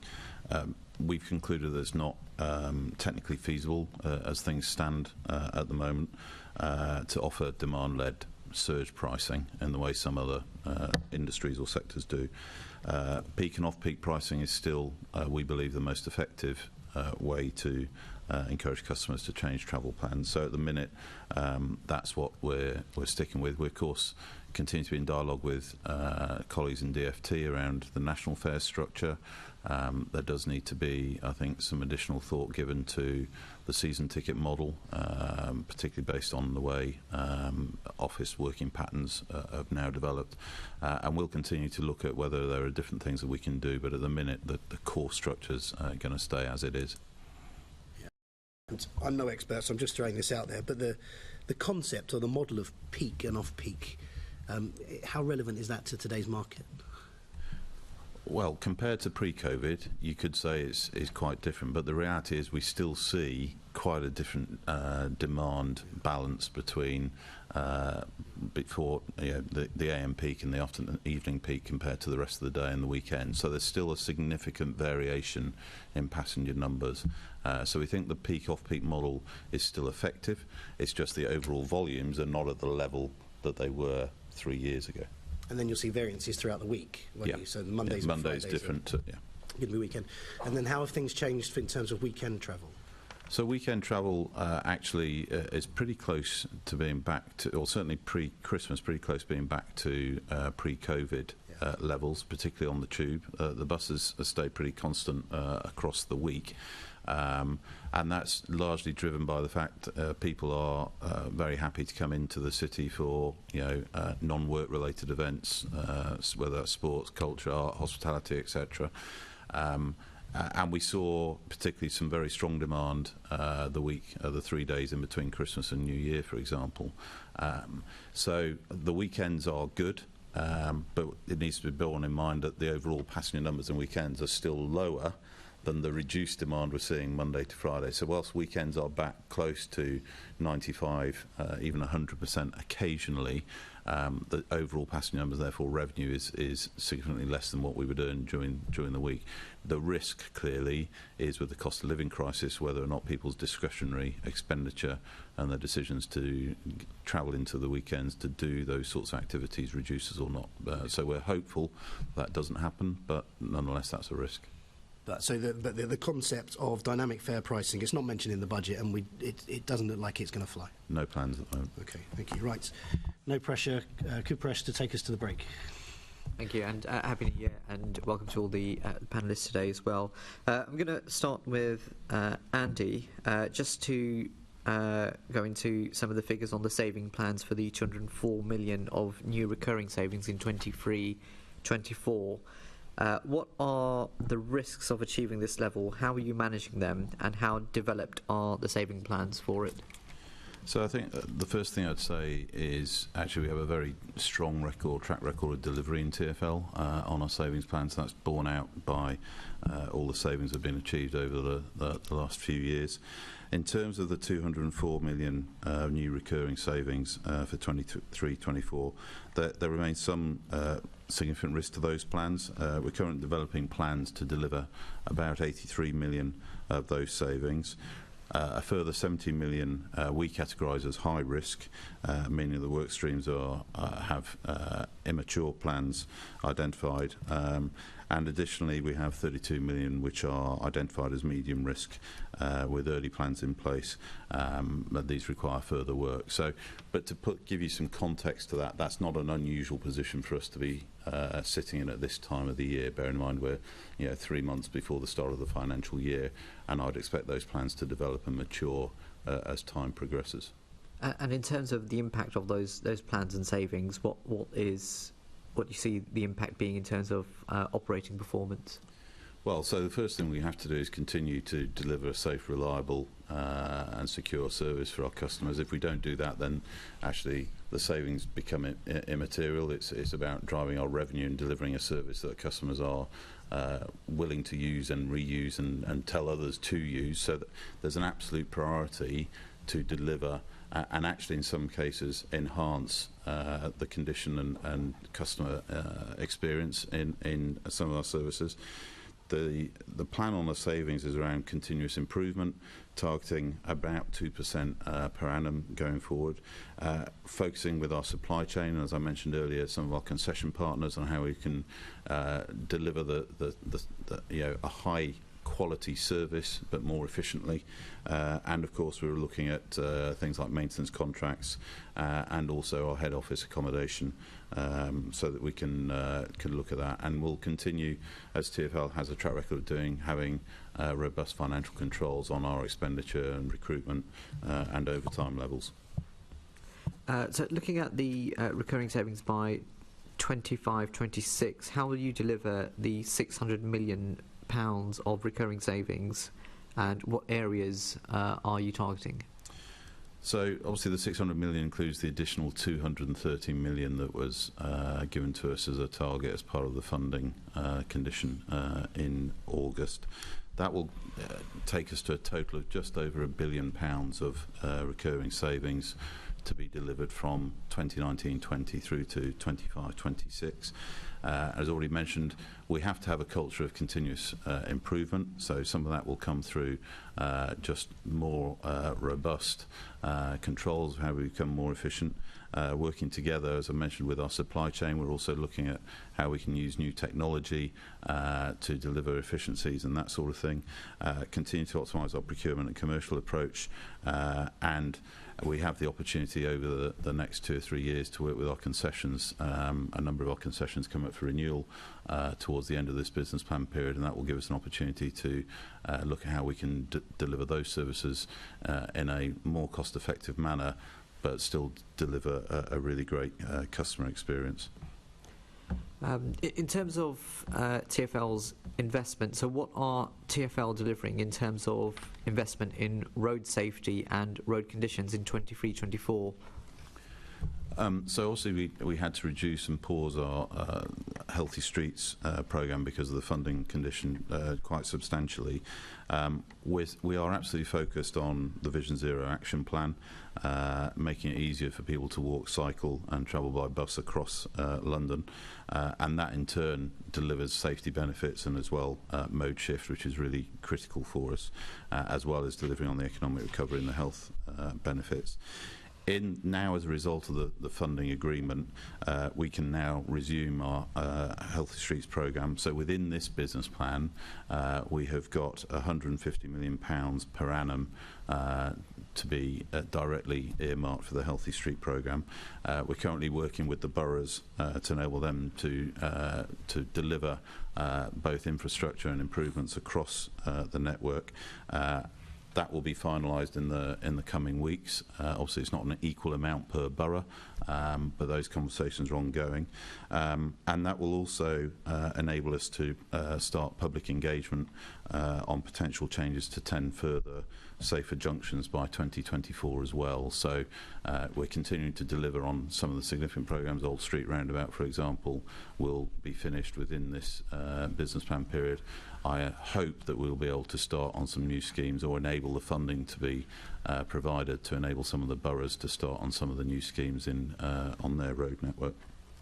So in terms of, you mentioned Healthy Streets, boroughs will also be interested in sort of lit funding, and in terms of the support being given to local boroughs in both of these areas, how does it compare to pre-pandemic or pre-funding deal?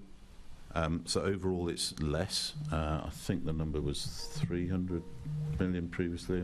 I'll ask Patrick to clarify. I might have got that number wrong, but we can compare. So 150 million is less than the pre-pandemic levels, but it's significantly more than we've been able to provide over the last 2 years. So yeah, we would like to increase that number if we can. At the moment we can't.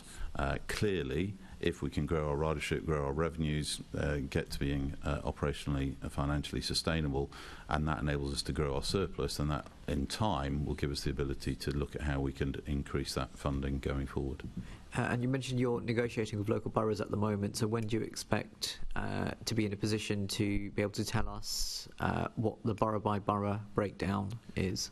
So I think literally within the next 4 to 6 weeks is my understanding, but we can confirm that outside of the panel. Great, so we can get that in writing.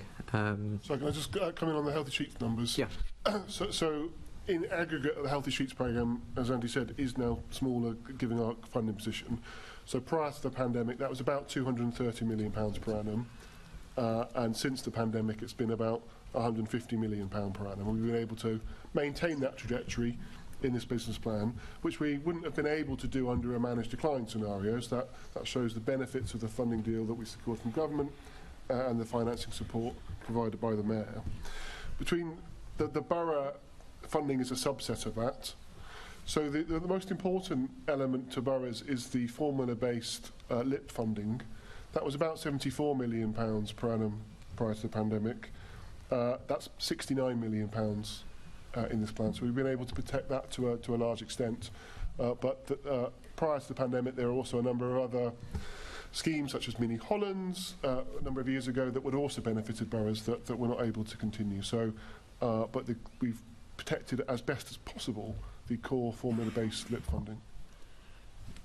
Great. I'm going to turn to Rachel and the controversial or the interesting topic of pensions, and what activity will take place between now and the 31st of January 2023 when you are required to reach an agreement on the final detailed pension reform proposal? Thank you. So the funding agreement that we reached in August of last year had a number of deliverables in relation to submissions in regard to the pension scheme, and those that have fallen due, the dates were adjusted very slightly because of Her late Majesty's funeral fell in that period, but we have met those deliverables.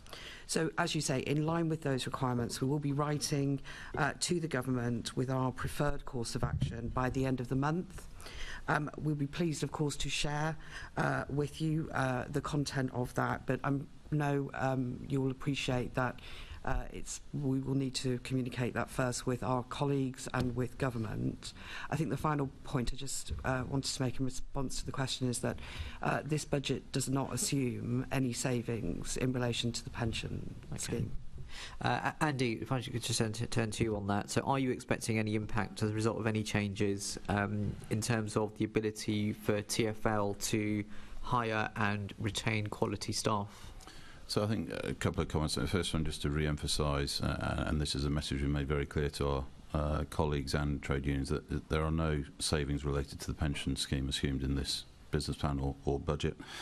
Our ability to retain and recruit staff is particularly challenging in some areas.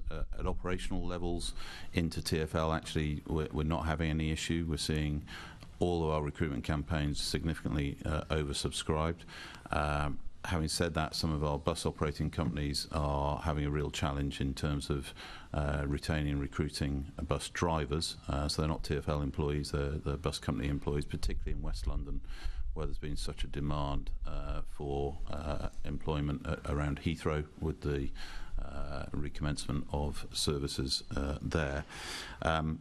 But the pension scheme is a significant, benefit to TfL employees, and it's in the overall package. It's a key part of one of the few benefits that staff have.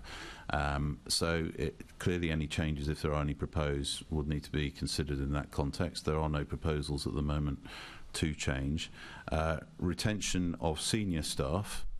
Or very specialist staff, particularly in some of our engineering functions, for example, or IT functions, is a real challenge because it's a very buoyant market, and they're highly sought after, highly skilled roles, and that is a real issue for us that myself and the Executive Committee are working hard on to see how we stem the flow, more importantly enable us to recruit and fill the vacancies that we have in some of those roles. But at the operational level, it's not a concern, but clearly if there are any proposals to change the pension, then that will people will clearly consider that as part of their decision to apply for a role at TfL. Okay, no, that's it for me. Thank you.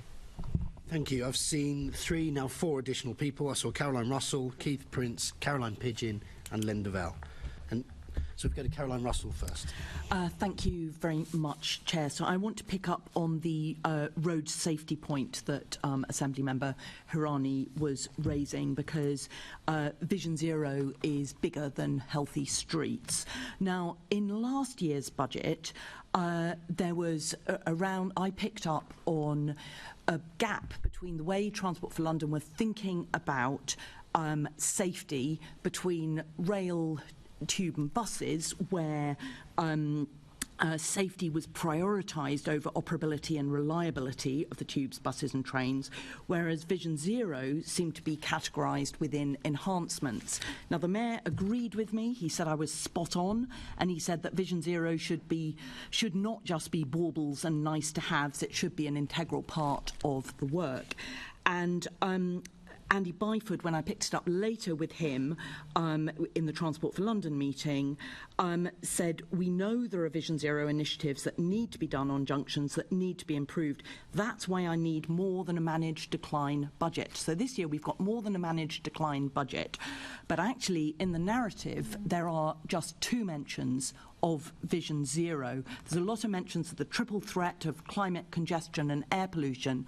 But Vision Zero, as I say, is bigger than Healthy Streets. It involves collaborating with the Metropolitan Police. And what I'm worried about is that there's no way of tracking Vision Zero. I can track your climate budget really effectively, but Vision Zero is kind of, there's no way of really tracking what's happening with that. Is that something you'll take away and have a think about so that we can sort of see Vision Zero better represented in your budget narrative? Certainly happy to take that away, Caroline, and bring that back to you. I mean, let me be really clear. Safety is an absolute priority for TfL, regardless of which service it is that we're providing, whether you're a pedestrian or a cyclist or a rail passenger or any others. So, as you can imagine, we spend a huge amount of money on safety across TfL. Where I think we perhaps need to pull that out more is particularly, as you say, on some of these schemes outside of our pure modes of operation, and particularly where we're going to be working with the boroughs going forward. So we're happy to take that away. Yeah, it's the boroughs and also the Metropolitan Police. So yeah, I mean, making sure that's tracked. Yeah, and clearly, you know, we are a significant funder of the Metropolitan Police road traffic unit, so that they're absolutely embedded with us in this programme. Thank you very much. Thank you. Assembly Member Prince. Thank you. First of all, to you, Andy, if I may, in relation to road safety, road conditions and so on, what are you doing about improving on bus-related accidents and reducing KSIs around buses? So we still have the Vision Zero targets around reducing the numbers of people who are killed or seriously injured on the roads by buses. We're continue to work with our bus manufacturers around the design of the buses. We continue to work with the bus operators around fatigue management, for example, and driver training. So that is a key area of focus for us, as well as raising awareness for other road users around that. And we're also trialling some specific work around traffic light timing to see how we can improve the safety of junctions where there's high cycle usage as well. Particularly bad one in Romford, actually, where there is no traffic light, although the lights go. The pedestrians get a green light, but nobody knows. I remember colleagues and I, we watched an experiment with Mobileye, which I thought actually proved to be fairly successful, but there was no, I'm not saying you would necessarily use that manufacturer, but there seemed to be no rollout of that. And where are we with that? Do we know? Sorry, Keith, what Mobileye. I'm not familiar with that. I'll have to take that away. Which garage was that? Was that? Oh, sorry, is this the technology to... Yeah, Battersea, yeah. So is this the technology for monitoring the bus drivers? Yeah, but also it alerts them if there's people walking in front of the bus and stuff like that. Yeah, I'm personally not close to that, so let me take that away and come back. Yeah, because that seemed like quite a successful experiment and would have saved TfL and the bus companies money, but it didn't go forward. Also, I mean...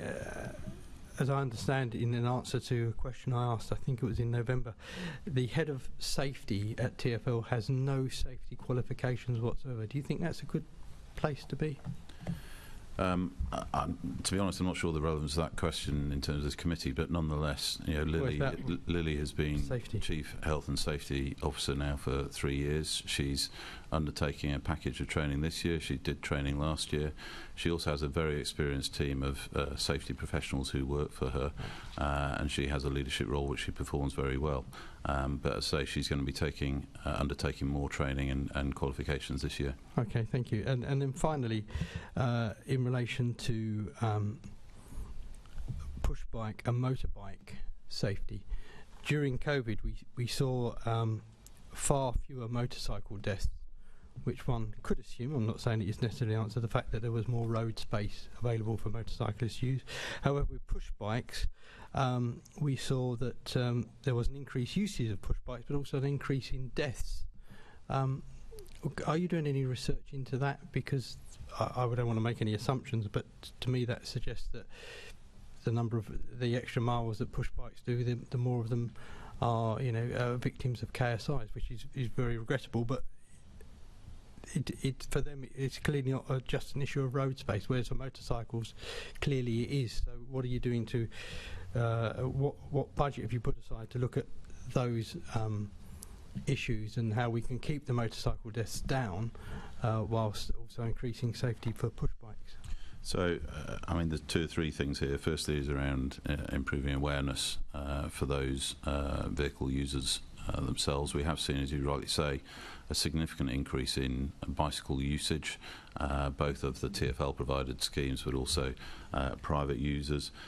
We've obviously completed some further junction improvements. Hammersmith gyratory, which is a significant cycle scheme improvement because that was completed this year. We'll continue to look how we can improve road junctions. We're working with Holborn around Holborn gyratory and plans to redesign that. Old Street, as we've touched on, will be concluded in the course of this budget. We do need, I think, we've restarted, because of the funding, the cycle training scheme, which boroughs are providing as well. So there's a lot of work ongoing to do that. I think also there's a greater awareness that we need to work on with the cycling community around the way they ride their bikes, and particularly compliance with traffic lights and pedestrian crossings as well. So I think there's a lot more that can be done, but the big focus for us is how we can work on the infrastructure in the key areas where we've seen tragic incidents. Have you got anything in your budget to do more enforcement around failure to comply with traffic regulations by push bikes? I don't think there's anything specific around failure to the ability to penalise cycle users. I don't think there's anything under legislation that enables us to do that. Well, it is if they go through a red light. The police are able to do that. I don't think there's anything that they can have a conversation, but I don't think there's any legislation. Right. But let me take that away and come back to that. And finally, the scooter trial was extended. Is there anything in your budget to accommodate that? So that's been extended in line with the national government trial. We're working on a strategy around what we call the micro-mobility, so e-scooters, and also how we work with potentially other cycle providers to try and improve the use of those across the city. That's in the early days at the moment, and again we'll be happy to come back to the committee at a later date when we've concluded that work. Okay, thank you. Thank you. I'm getting a little bit worried about time, so I'm on to the fact that people are starting to start their questions with the word finally. So I'm on to that now. And just starting the question with the word finally isn't going to ride anymore. Caroline Pidgeon, and then Len, and then we're going to stop for a comfort break. Thank you. I wanted to pick up on the revenue raising point raised by the chair earlier, because I think there must be more detail that you can provide to us, because if you look at the TfL business plan, page 15, it stresses you're going to increase non-fares revenue as a proportion of total income. Page 16, new revenue sources. We are working with the Mayor to identify options to generate between 500 million and 1 billion of additional net revenue per year. Also an interesting note here, we also expect to follow the fares policy of the National Rail Network. And then on page 21, you talk about seeking to grow your non-fares revenue through commercial media and partnership activity. Can you give us some actual specifics, some specific work, not just the general headlines, of how you're going to achieve this additional, well, ultimately 500 million to $1 billion a year that the Mayor is seeking? You said your target was 140 million, I think, this year, Rachel. So thank you. I mean, I think it's really important to focus on this area, because I think the point has been made already about at the start of the pandemic, TfL's exposure to reliance on fares income alone was one of the things that created, you know, such a big hole in the finances. The £500 million, if I just start there, is actually been a commitment in the funding deals, both this one and previous one, to identify those new sources of income of at least 500 million. And I'm certainly happy to write to the committee with what is already known within that, but I would like to stress that a lot of this is at the ideas generation stage. We are engaging with a wide group of stakeholders to see what ideas people have. People have a lot of ideas about all of the areas where we might improve revenues, but it is at the work in progress stage. So that would be, if that's okay, I'd suggest that we write with that what is known within that aspiration to diversify and increase the other sources of income, and is clear in the budget and the business plan, and then it will be more general, but the areas where we think there is more opportunity, but we have more work to do before we can create specific marketing proposals or interventions. Okay, so the detail of what you know, and then the areas you really are focused on, because technology must play a part in this, and the passenger volumes, and that must have a value to it, I would have thought, somehow in there. Yes. So, of course, there's lots of examples of organisations that have monetised things like data and so on. So that is one of the subject areas for discussion for sure. Lovely, thank you. Thank you. And to finish off, it's Lenderval.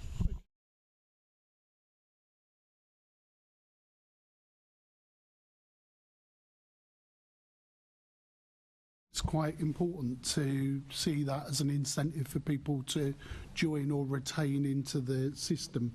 But is it true that there's no further, if I understood you, there's no further outstanding issues between you and yourself and government on pensions? You satisfied what the government have said, or what? Where are you on the pensions issue in terms of what government has requested to you, in terms of those conversations you've had over the last year or so? So under the terms of the agreement, we have to write to the DfT by the 31st of January with our proposed way forward around pensions, and equally in May they want us to have started consultation on any proposed changes, if those changes have been agreed to be moved forward. But at the moment we haven't concluded our thinking on that. Okay, and am I right in thinking that one of those issues, that if you want to propose change, there has to be a change to legislation that only government can make, because the nature and the complexity of your TfL scheme? Is that true or false? So any changes, if proposed, have to be consulted on with the members of the scheme. Any change that is proposed for it to be implemented requires 50% plus one of the members, I think I'm right in saying, to agree that. But equally, we believe it requires legislation from government to be enacted to enable any change to the scheme, because of the way it was transferred when TfL was set up. And would I be right in thinking then it would be, under the present circumstances, if you went to consult, no one's really going to vote to reduce their potential benefits, and that we could be wasting a lot of time unless there was a change in terms of some of the legislation background to this pension issue, TfL? Well, it's certainly a key topic of conversation between us and government around the need for potential legislation change, and what we need to, I wouldn't want to prejudge any consultation clearly, because the complication with pensions, and having been through this myself previously in my career, everybody's circumstances are different depending on where they are in the pension scheme or in their employment, based on years of service, the role that they have, etc., that how much longer they might be planning to work for. So any potential changes would have a different consequence for people. Some might be positive, some might deem it to be positive, some might deem it to be negative. But at the moment we haven't got any proposals that we're putting forward. We're in discussions with the government around what we need to do to meet the 31st of January deadline. We'll clearly be talking to the Deputy Mayor and the Mayor around that as well. But the key thing to remember here is we haven't got any savings attached in this business plan, and we continue to engage with our colleagues and with our trade unions and keep them up to date with the discussions. So that's where we are. But you're right. Our assumption is for anything to be changed in the pension scheme, it would require some form of legislation change. Okay. And then finally, could you write to this committee explaining to you how you're intending to maintain the financial scrutiny and cuts that you're going to have to be required to look at to receive value for money on in the expenditure in the coming years? So what are they? Because clearly, I think from Rachel alluded to some of the new thinking because of the new financial models that you've had to adopt post-pandemic and in terms of those issues. So I think it would be good for the committee to get a flavour of how you intend to review those services we're providing to ensure that, one, we're getting value for money and that you're using the finances as wisely as you can in terms of delivering the service. I mean, I would hope the committee would think that we're very open with what we do. We're open to scrutiny as a public organisation, but we'd be very happy to provide the committee with what information going forward. Rachel? Yeah, certainly. I mean, I think one important point to make is that we're not approaching the new thinking about income and change programmes and so on as a sort of separate piece of how we're running the organisation. Andy spoke earlier about a sort of mindset of continuous improvement in value for money and efficiency. So it will, we obviously have daily, weekly, periodic scrutiny of both our historic numbers, but what I think is increasingly important is the quality of our forward forecasting.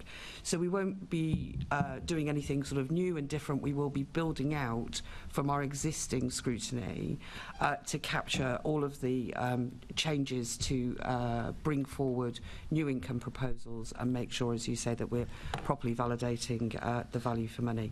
The final point just is I think this connects well with the climate budgeting, because certainly one of the areas where I think there is more opportunity is that some of the environmental improvement initiatives are actually also have the potential to contribute to value for money and efficiency. So that, again, bringing this climate budget work that is part of this budget submission together with that, but again in this approach of it's all part of business as usual. Okay, well, just remind us what you're doing then. We start from there.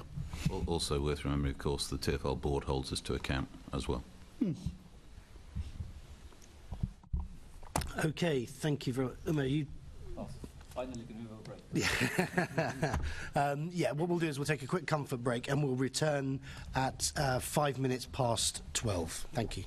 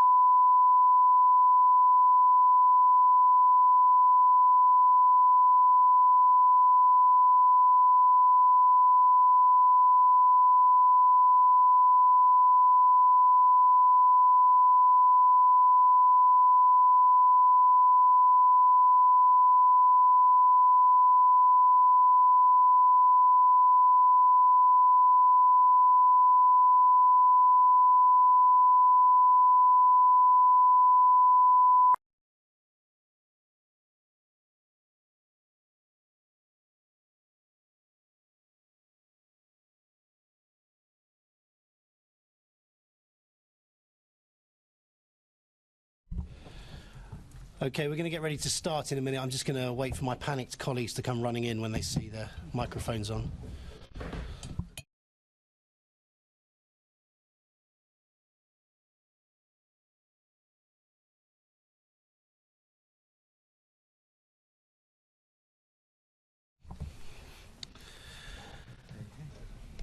Okay, thank you. We are ready to restart. Welcome back to this meeting of the Budget and Performance Committee. We're just a little over the time we said we'd restart, but we are in anticipation for the next section, which is about cash and reserves, which is to be led by Assemblymember Clark. Thank you, Chair, and thank you, and good afternoon, everyone. We've got into cash and reserves a bit earlier on today, so I'm just going to lead on to there's a graph we're all looking at. It's about the capital funding, and it looks like there's some planning assumptions of HMG funding coming in 23-24 of 283 million. And then when we get to 24-25, we're at 475 million. I'm just wondering if you can tell us a little bit more about that. Yes, thank you. So the first number, the 283 million, we've actually discussed already. So if you recall me saying that the assumption that we had made about the value of the inflation mechanism, as I said, it was around 300. It's actually 283 million. So that's what that particular number reflects. And then going forward, clearly the funding agreement recognises that TfL, just like all other public transport authorities, will continue to require additional support for major enhancements going forward. So in preparing both this budget submission and the business plan and also the long-term capital strategy, we have made assumptions about the extent of central government funding, and that is what that reflects in future years. Okay, that's helpful. So how confident are you in these assumptions? Well, I think if I sort of start with the principle, I think all of the agreements and all of the dialogue that we've had with DfT and government do recognise that principle, that whilst we do achieve financial sustainability on the operating account, and that includes paying for renewals, there will continue to be a requirement for support on enhancements. So I think the principle is understood. There is good conversation taking place about what the shape of that requirement might be, but of course it is a decision which is not under our control. So I think I would characterise it, and I don't know whether Andy wants to add anything, as acceptance in principle, good dialogue about what the opportunities and what the requirements might be, but as I say, it's something that we need to continue the discussions over. Okay, Andy, did you want to add anything to that? No, nothing. Thanks. Okay, thank you for that. I think that's helpful. Is that? Do you agree, Chair? That does go. That does explain. So thank you very much for that. Just in terms of reserves and cash reserves, what was the lowest cash amount reached at any point since the 1st of April 2022? So I think that lowest that I have is that on the 30th of April 2022, it was 900, and I think 994 million at that point. That was the lowest point. 9 million. Okay, thank you. And how do cash balances in April of that year of 2022 compare with the first quarter of 21-22 financial year? So I may ask Patrick to support on this, but they did come back relatively quickly. Okay. I don't think they got to the full 1.2 on that timeline. So I think the question was from the previous year. So back in 21-22, so that would be April 2021, cash balances were 1.6 billion. So under these funding settlements, we've been required to run down our cash balance, and our previous minimum cash level of 1.2 billion is now our maximum cash level that we're allowed to hold under these funding settlements, which explains the decline in cash over the previous 12 months. I see. So the settlements require you to limit the amount of cash you're carrying forward? Yes. Okay, that makes sense. Thank you. And this is to you, Andy. The budget shows that in the period 23 to 24, and then compared to 25-26, TfL reserves are expected to increase by 122 million due to an increase in earmarked reserves, which is making sense. Can you explain the rationale behind this planned increase? I believe this is related to our Piccadilly line upgrade and the new rolling stock. And the profile of the cash payments we have to make to the supplier isn't the same as our capital expenditure profile, so these reserves will be used to make those payments as we take delivery of the trains due to commence in 2026. I see, so you're holding on for that for the rollout of the Piccadilly line. Okay, that's really helpful. And obviously you need to ensure you have money in the bank before signing these new projects. Would it be responsible to sign contracts without being sure you have the money in place? I mean, generally no, but what we need to do is make sure we take a longer-term view. Any contract terms we need to be clear that we don't commit to things that we can't fund or afford. But I'll ask Rachel to comment more on the specifics of that. Yeah. So, I mean, Andy's obviously completely correct. Some of our contracts go out many years over time, and the Piccadilly line upgrade is a good example of that, where it was entered into a number of years ago and the payment stream will continue for some years to come.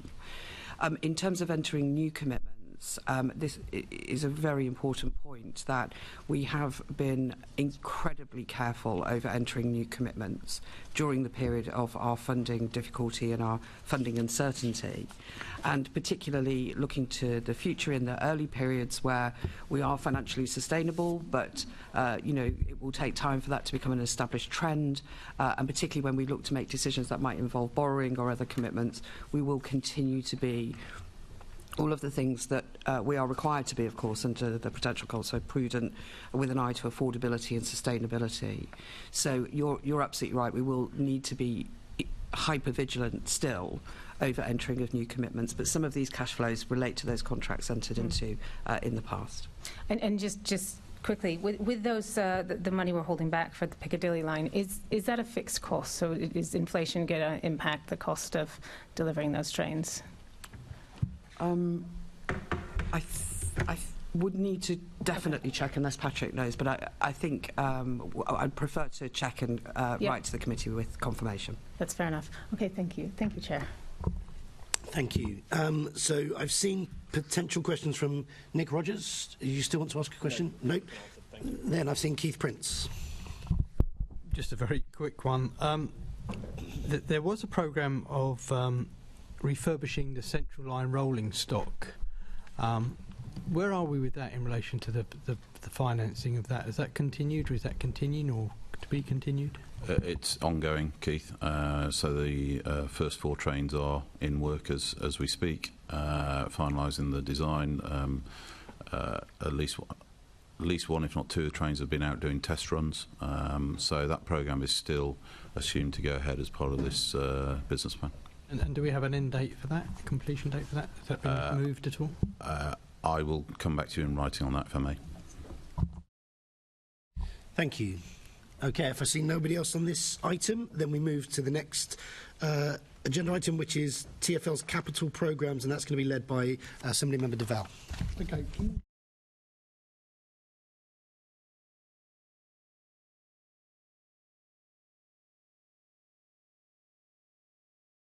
664 million over the next 4 years. What's the source of these capital receipts? So the majority of the cash flow in relation to capital receipts relates to our property transactions. So that relates to largely when land is disposed of as part of entering into a development agreement. What that means is that, in a sense, the development expenditure can evolve at the same time and pace as the assumption around receipts. But that's the explanation for why there's that large number of capital receipts. And the risks in achieving those this level of return, but how do you manage that? And when do you, in these difficult times, around the disposals and issues of that? Yes, so as I say, because the driver for those receipts is really the development of development agreements, the entry into development agreements and the commitments that we make and the profile of those commitments, the receipts profile moves in largely the same way. So that is the mitigation to the risk over that receipt profile, is actually the corresponding expenditure we can control and manage accordingly. So you oversee some of those issues, but there are other people that have to deliver it, isn't it, within TfL? And so what's the overall? How do you crack the whip if something is going terribly wrong? Is that the management team, or is that you in finance that drives it? How does it work? Well, I'd like to think it's a joint endeavour. Right. It is, so TTLP is the limited company that has been set up, I think, with support from all parties to make sure that we have a specialist mechanism and vehicle for focusing on these really important, not only financial, but housing and other development objectives. It is a wholly owned subsidiary, though, of TfL. It is overseen by a committee of the TfL board. It reports in via one of my colleagues on the executive committee into Andy, and we report into the deputy mayor and the mayor on progress. There are delegated authorities in place which again flow from TfL standing orders. So it is separate and has a level of independence that allows it to focus without it being outside of our risk management arrangements. Okay, so let's turn to borrowing. Additional borrowing of 1.5 billion is included in the TfL business plan over the next 4 years. What interest rates have you assumed for this borrowing? And how have you set that amount? How did you arrive at that? So I think the first place to start with borrowing is it is on the basis that we will return to financial sustainability into positive territory on the operating account. And that is the first precondition to satisfy before we contemplate any additional borrowing. Once we are in that territory, then obviously the surplus itself we can look to reinvest, but it also opens the door to restarting net borrowing. We are governed, of course, by the Prudential Code, so that requires us to be prudent in taking those decisions, to have regard to affordability and sustainability. And what that means in practice is that we use a range of tests, which kind of, many of them, if not most of them, mimic what a credit rating agency would do. So, for example, have we got sufficient cover to pay the interest going forward and so on. So to answer the question about interest rate, we would have used the forecast curves on interest rates, depending on the type of debt that were available in the summer when we were preparing the budget. So that's additional detail we can provide, but they would have been validated high quality forecasts of forward interest rates. Okay, so on publishing, presumably you would have to publish the transport trading limit in properties business plan. So moving on to your properties issue. So when are you intending to publish that? And what levels of starts do you anticipate for 23/24? So our current working assumption is that the TTLP will publish their draft business plan to the Land and Property Committee in April. And we'd be more than happy to arrange for you to be briefed on that, or the members of the Housing Committee when that's available. Might be for both, if we could. Do you know what I mean? As well as those on transport as well. Okay, and I suppose to you, Andy, as well, in managing the challenging and maximising income for TfL against delivery of affordable homes in your housing delivery, what's the mechanism that you're doing that, and what's the latest timescale for TfL to deliver the 20,000 homes from your plan? So we're currently meeting the target of 50% of housing to be affordable across the portfolio. We obviously do properties both for investment and for rental. and we expect quite a significant retail portfolio in that as well. We've seen a number of recent successes there because we believe the commercial opportunity is significant for us in link to previous conversations. In terms of the target for 20,000 homes, TTLP is currently on site or having completed 2,000 homes. We expect them to be up to 4,500 by the end of March this year, and we're on target for 20,000 within 10 years, which is also the terms of the conditions that have been set around TTLP being set up. Okay, thank you. Thank you. Caroline Pidgeon, did you want to come in here? Yes, thank you. I don't think I've heard an answer to this question. Forgive me if it was phrased in a different way, but your budget submission has a different total capital expenditure to the business plan. I'm wondering if you can explain this to us. We'll look to Patrick to assist. We do present the tables in a number of different ways, sometimes inclusive of Crossrail and TTLP, sometimes exclusive, but I'm not certain that's the explanation. Well, the other main difference is that the TfL business plan document runs to 25-26, but in the Mayor's budget submission, the capital programme has an extra year. So it's for 5 years rather than 4. So that's another reconciling difference often when comparing the two. But the figures were 2293 million and the business plan says 2065 million. Perhaps you could write to us just to clarify that for us. It may well be, as you're saying, quite straightforward. Just wanted to clarify that. In the business plan, your outstanding borrowing is going to be around 14 billion, you state, at the end of 25-26, and you're going to refinance that borrowing as it matures throughout the period. What risks are there, Rachel, around your refinancing, and how have you factored that into your budgeting? What's Patrick? Yes. So our default assumption is that we will refinance debt with the Public Works Loans Board, the borrowing arm of the government. So therefore, we see that as a very low risk in terms of refinancing risk. We work with them regularly. We provide them updates. We've never had any issues in the past. If the opportunity did arise, we would like to start to diversify our borrowing sources because pre-pandemic we found we were able to secure more advantageous interest rates borrowing in different ways, but until we've got that certainty and the market certainty returned, that's unlikely to be possible. But the PWLB gives us a very firm backstop for refinancing. That's basically what your assumption for this next few year period, and then you may revisit, as you say, the rates you were getting elsewhere. Yes. Okay, that's helpful, thank you. And then in terms of the actual capital programme, are you able to provide us real detail of what is actually in it? Because it's very high level. You look at the business plan, just a few headings. It'd be really good to understand what's existing works that you're continuing, what are the new projects.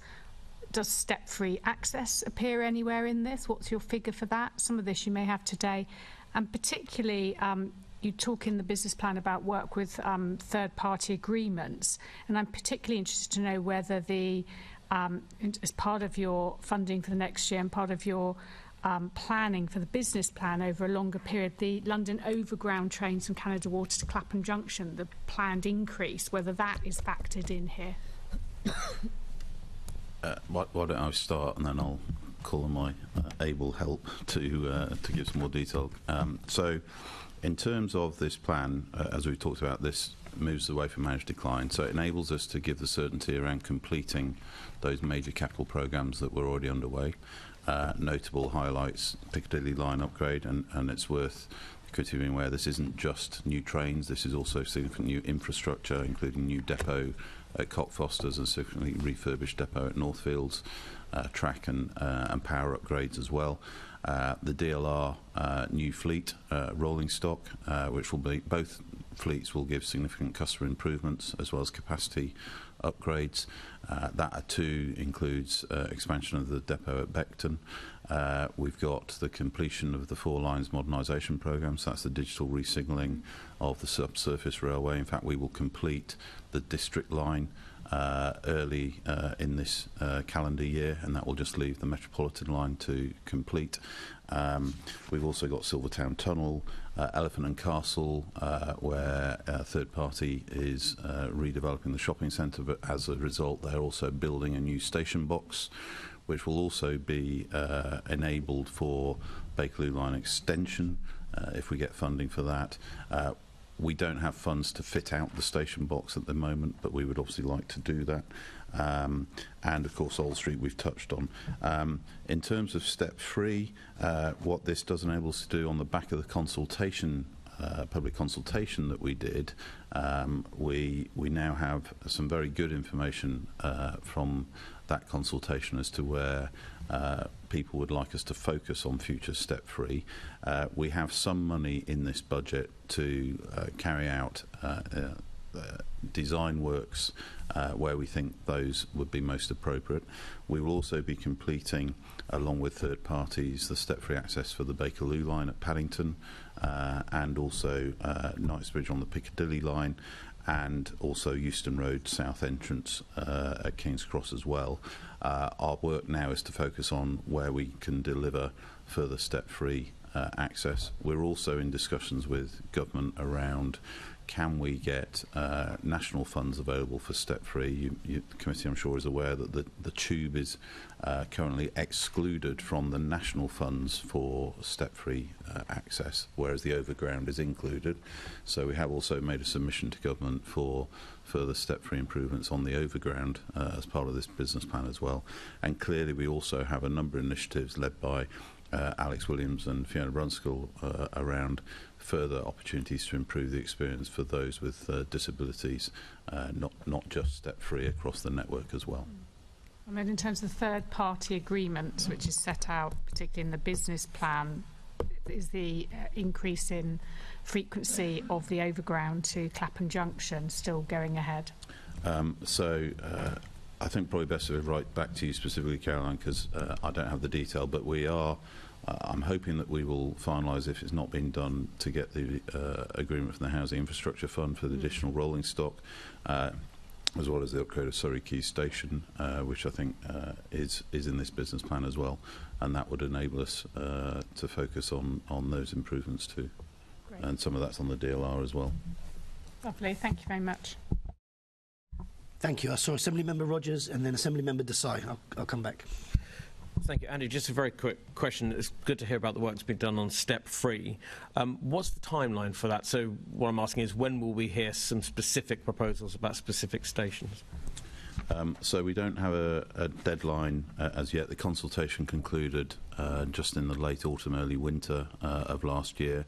So I've asked Alex Williams to lead on where we should put our focus, and I would hope within the next few months we'll be able to come up with a proposal which we'll talk to the Deputy Mayor about as to where we think we should put our next focus. At the minute, our intent is to finish those schemes that are still in work with the third parties, and then we'd like to come out with a programme for future step 3 development. Yeah, Assemblymember Desai. Thank you, Chair.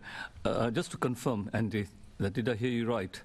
Because I wasn't aware of this. So the government excludes London from help that it gives out in terms of step-free access to other councils, other authorities around the country?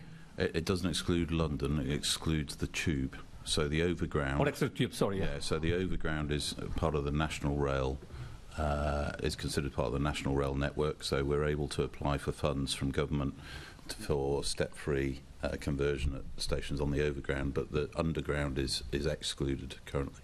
Oh, and why is that? I mean... I don't know the reason. I mean, personally, I find it a bit perplexing that you can help.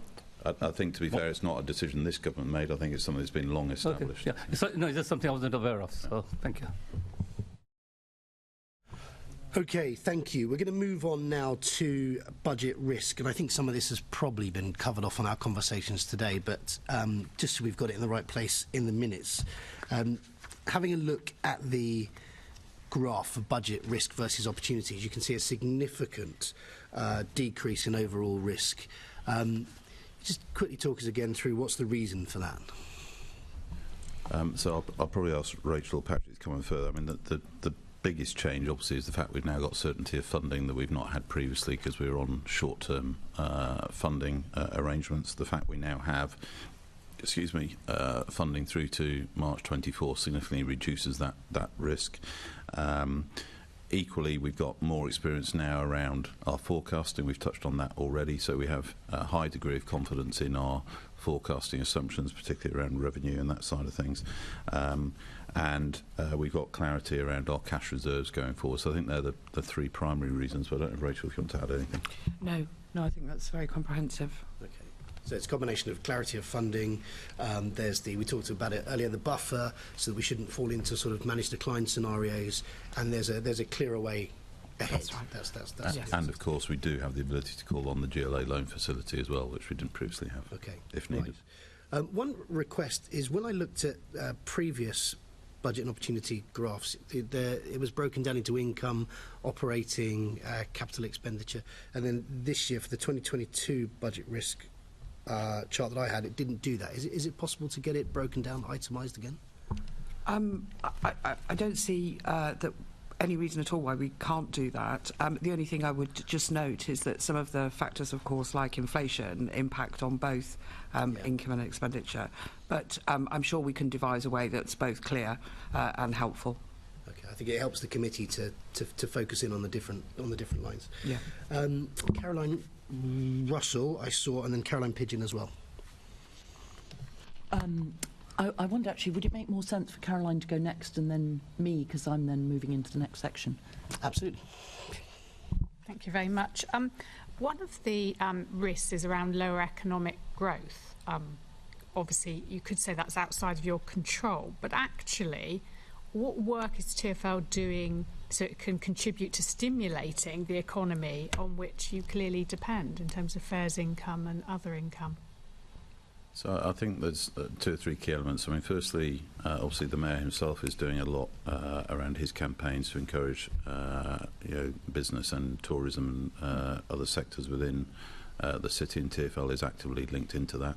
Secondly, we're doing a lot of engagement, both myself and my executive colleagues, and particularly Alex Williams and his team, with both the business community, the hospitality and arts community, to see how we can do more to encourage ridership into the city. And you may have already seen there have been some recent promotions that are quite localised, quite specific. One just been launched with the historic Royal Palaces, for example, so passengers can get discounts when they go and visit attractions if they've been using TfL services. Canary Wharf Group, for example, are redeveloping a significant area of the Canary Wharf site into a biosciences area and turning Canary Wharf into more of a destination rather than how it's perceived today to be a large office-based location. We're in dialogue with them around what more can TfL do to be part of that in terms of encouraging ridership. So significant amount of engagement, and then equally how we do more, as Rachel's touched on, using our own technology, things like the TfL Go app, to really improve the awareness of the services we're offering as we roll out 4G across particularly the underground network, which will give people much greater real-time information as to what's going on so that their experience is better. So all of those will contribute and play a part, hopefully, in encouraging people to use the network. Rachel.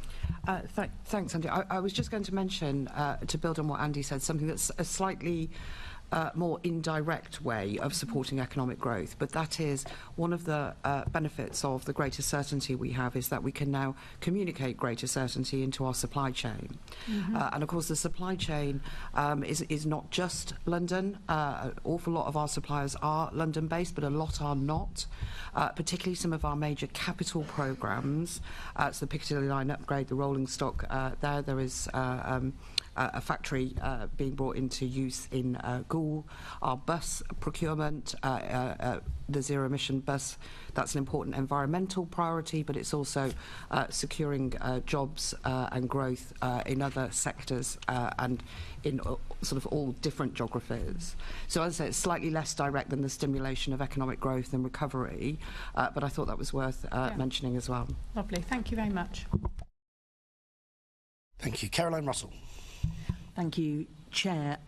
Just on the savings issue in relation to budget risk.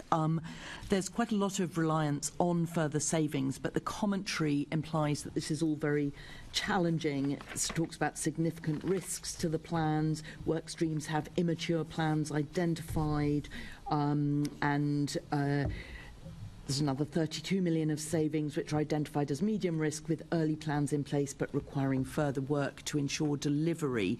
So are you having to plan for more savings than you can deliver because of the risk to being able to meet those savings? So perhaps I give a brief overview and then ask Rachel to comment further. I mean, we're having to deliver more than we originally intended because of the conditions of the funding agreement. So the additional 230 million, which was a condition, that was not in our plan until the funding agreement was finalised. So that's additional that, you know, prior to the end of August we hadn't assumed we would need to make. They're now built into the financial assumptions. But they're to be delivered between now and 25-26, so we've got time to work through the detail of that. In the context of our £8 billion cost base, it's not a huge amount of money, but nonetheless we need to deliver it on a recurring basis, and they're immature plans. Clearly we've been consulting with our trade union and staff for a significant amount of time now on the savings that we need to make, and I hope we're already delivering on some of those savings that we'd assumed, particularly in the underground. I hope we'll continue to make progress on those, because there's no job losses, there's no redundancies, there's no forced move of people to do different jobs, so it can all be done within keeping current employment. In fact, we're still having to recruit anyway, so I hope we can do that. And then of course we've got the savings that we talked about around the potential opportunities as a result of concession renewals and working with our procurement and supply chain partners to see how we can drive greater efficiency but still deliver the same quality of service, if not better, going forward. But I don't know, Rachel, if you want to comment further. Not very much, Andy. I think that's quite comprehensive. I think possibly just a couple of points to note. So of that additional £230 million challenge, 90 million of it falls into the current financial year, and we have actually been able to identify the sources for that. So I think that feeds into what we were speaking about earlier, is trying to get into a rolling continuous improvement process. I think the other factor is, again, back to the certainty point. So with greater certainty, with a business plan now, again, we can speak to the supply chain about the longer term position. We can place orders for higher volumes, and that will attract higher levels of discounts, of course. So it's sort of, there are some virtuous circles, I think, within what we're currently doing that will lead to future benefits as well. Thank you.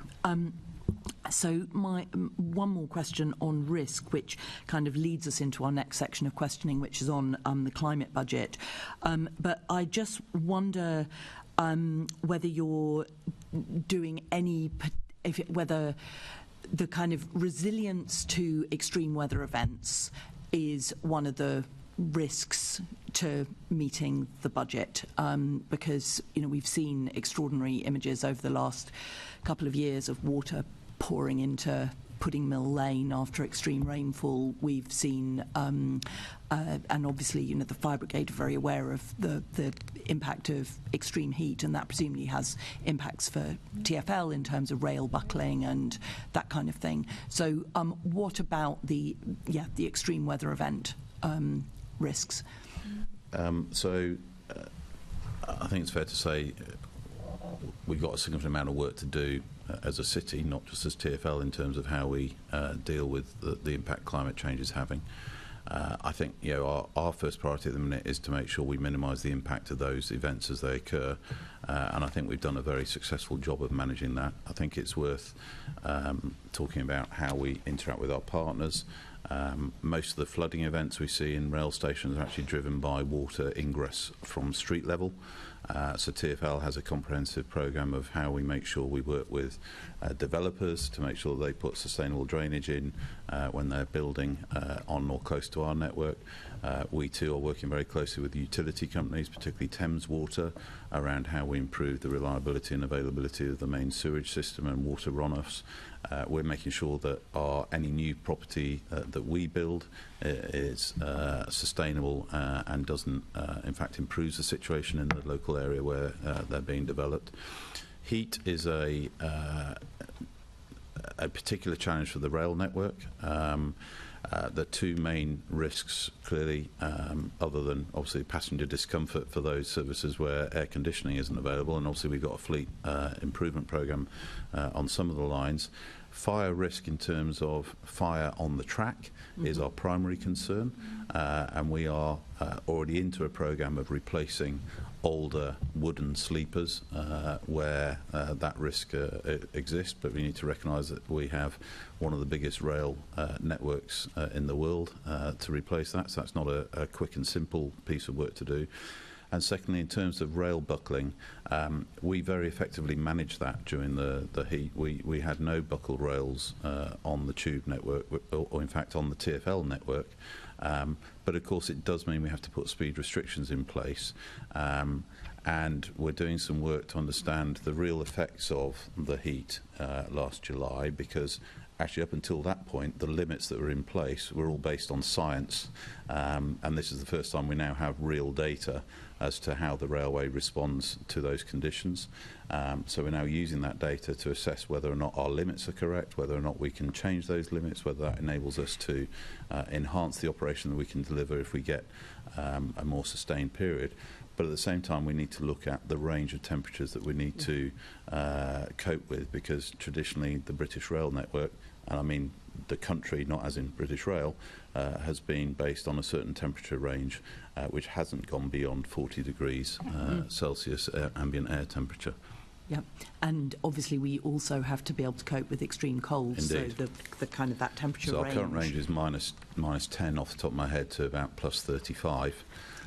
You're now talking about potentially going beyond minus 10 and beyond plus 35, and that would be a very significant investment in steel, sleepers, all the rest of it, which frankly at the moment would be unaffordable. And that's why we need to look at the science and the data and assess what is a sensible plan going forward. And clearly there's a big challenge for Network Rail. And you mentioned a piece of work going on to look at using the data from last summer and to really analyse this. When do you expect that work to be published? I don't have a date, but I can write to the committee and let you know. That would be very interesting to know. So, getting on to the climate budget, Andy, what are your or TfL's top concerns in delivering the net zero ambition, and how are you responding to those concerns? I think there are two or three main things. I mean, the first thing we've got to do is understand the work that we need to do to hit the net zero, the Mayor's net zero carbon target of 2030. There's been a report that's found that car vehicle kilometres were reduced by 27% by 2030 under the Mayor's preferred pathway. So we need to work out what are the interventions that we need to make to enable that. One of the biggest things that we would like to do is accelerate zero-emission buses. Currently our plan is 2034. We've already, myself and Seb and the Mayor actually in our first meeting with the Secretary of State raised the issue of would government be willing to support additional funding for a pan-UK wide procurement of zero-emission buses, because if we could get the additional funds to do that, that would enable us to achieve that by 2030, which would be a significant benefit to the city in achieving that plan.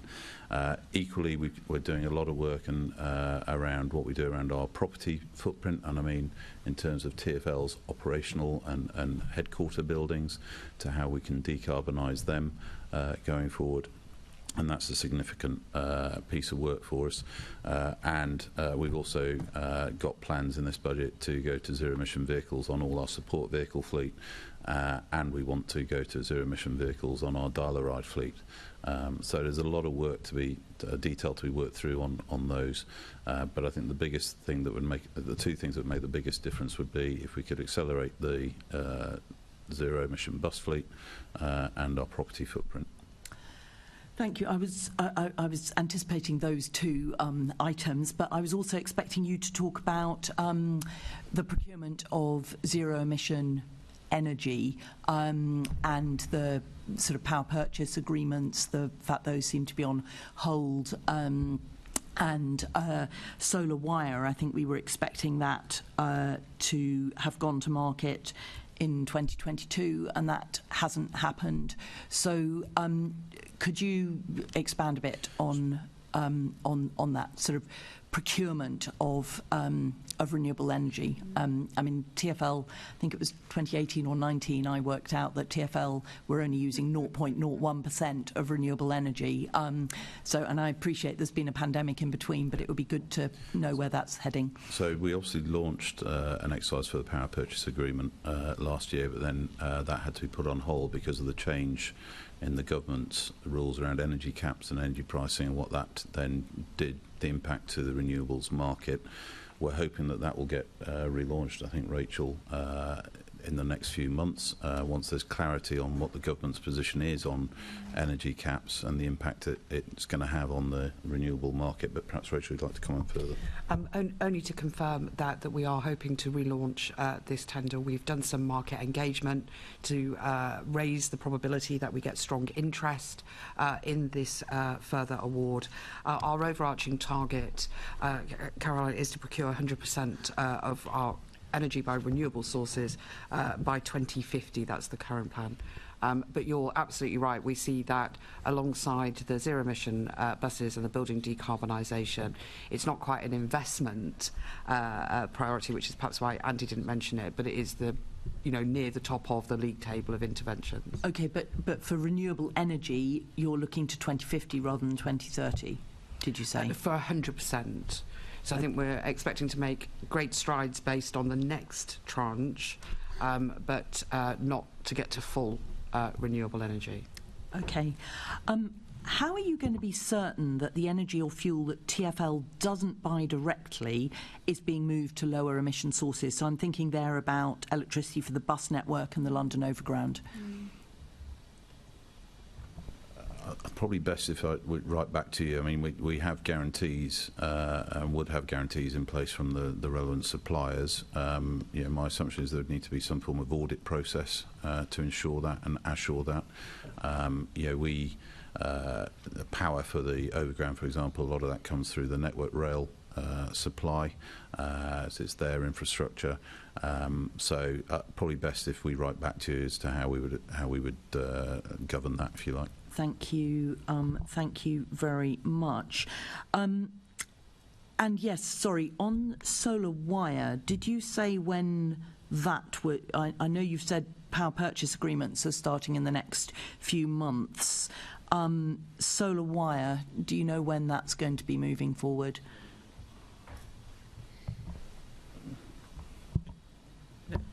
Only to say, I think we prefer to confirm that back to you in writing. That would be very helpful, because the last one of my colleagues put an MQ in a year ago, and we were told it was going to market in 2022. So it would be useful to understand where that's got to. We have got about £1 million assigned in this period for solar wire, but as Rachel says, we'll write back and can confirm the details. Thank you. So, are there any key carbon reduction measures that are not funded in this budget? Yeah, so I think the unfunded element is more on some of the topics we've already discussed, how we would like, with the additional funding, to go faster and, zero emission buses would be the top of that, and that's why it's been so important to raise it at an early stage in discussions about a longer term capital settlement. But again, we could go more quickly on the support fleet and extend it to HGVs. Currently, our primary focus will be on cars and vans, so that would be another opportunity. We estimate that as perhaps 5 million. So, you know, a significant opportunity, not the largest amount of expenditure. Regenerative braking and other things that make the delivery of the service more energy efficient is something we think we could do further on.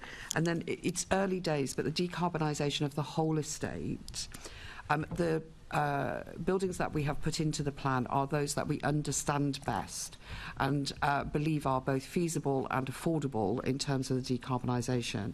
We're doing a huge amount of work to understand the full portfolio of buildings, and it's clear to us there would be additional opportunity there. Again, it's the same concept, but it would be about going further and faster with additional funding. So, I mean, for instance, we've heard during this budget process from the Fire Brigade, who are clearly doing a lot of thinking, that they kind of really understand climate risk and the importance of all of this. But in terms of their buildings, they are already looking at using heat pumps and heat networks to replace gas heating in their buildings. Is that something that you're looking at for TfL? So I don't know whether Andy wants to come. It's not specifically something I have close knowledge of. I do know that our really excellent team that have been doing all the research around this are very good at networking with other organisations. But I would like to ensure that we can confirm that good collaboration, good sharing of information, and there isn't anything that, so long as it's technically feasible, isn't under consideration. And I think I'll just add, Lily Matson, who's our Chief Health and Safety Environment Officer, is leading this work, working closely with our property team to see what the feasibility is across the TfL estate. Some buildings will be easier to convert to others, and again, I think perhaps if we take an action to write back to you with some of the detail around our thinking on that. That would be really, really helpful, because if we're really serious about meeting net zero by 2030, we shouldn't be replacing gas boilers with gas boilers, and that's something that needs to be in the planning right now for all buildings, so that you're not kind of undermining all the other good work that's going on. So yes. In terms of meeting the net zero carbon emissions, the buses you're hoping are going to get to zero emission by 2034. That's right? And you've also said that that the electricity procurement, you're working to get to total renewable by 2050. What proportion do you think you're going to be able to have got to with renewable energy by 2030? I don't know that off the top of my head, so perhaps we can again take an action to write back to you on that. If you could, that would be much appreciated. Thank you, Gino. I hope you're noting all these commitments down.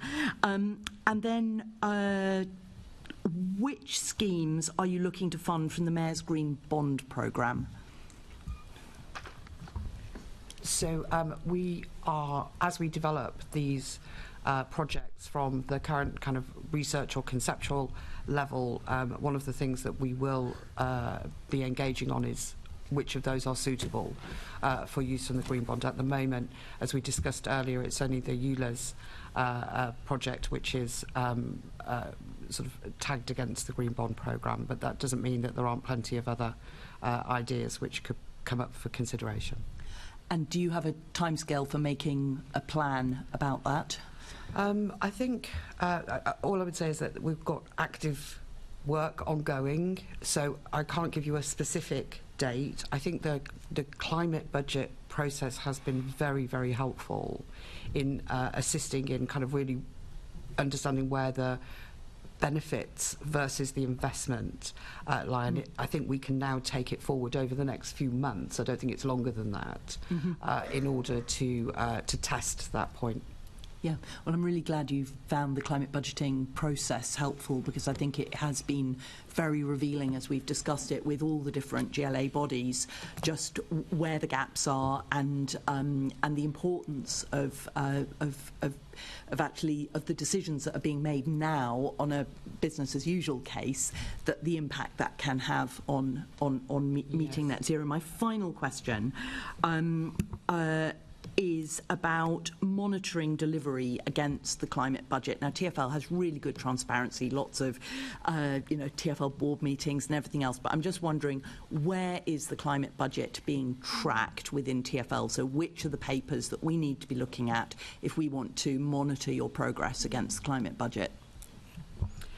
So I wanted to just make one point to build on what I said previously, but it relates into the reporting. So one of the changes that we have made recently has been to revise the analytical section of all of the business cases which are developed in TfL, so that the impact on the climate budget is something that will be introduced through that process, and again, part of making it business as usual rather than something that we do once a year, once a quarter.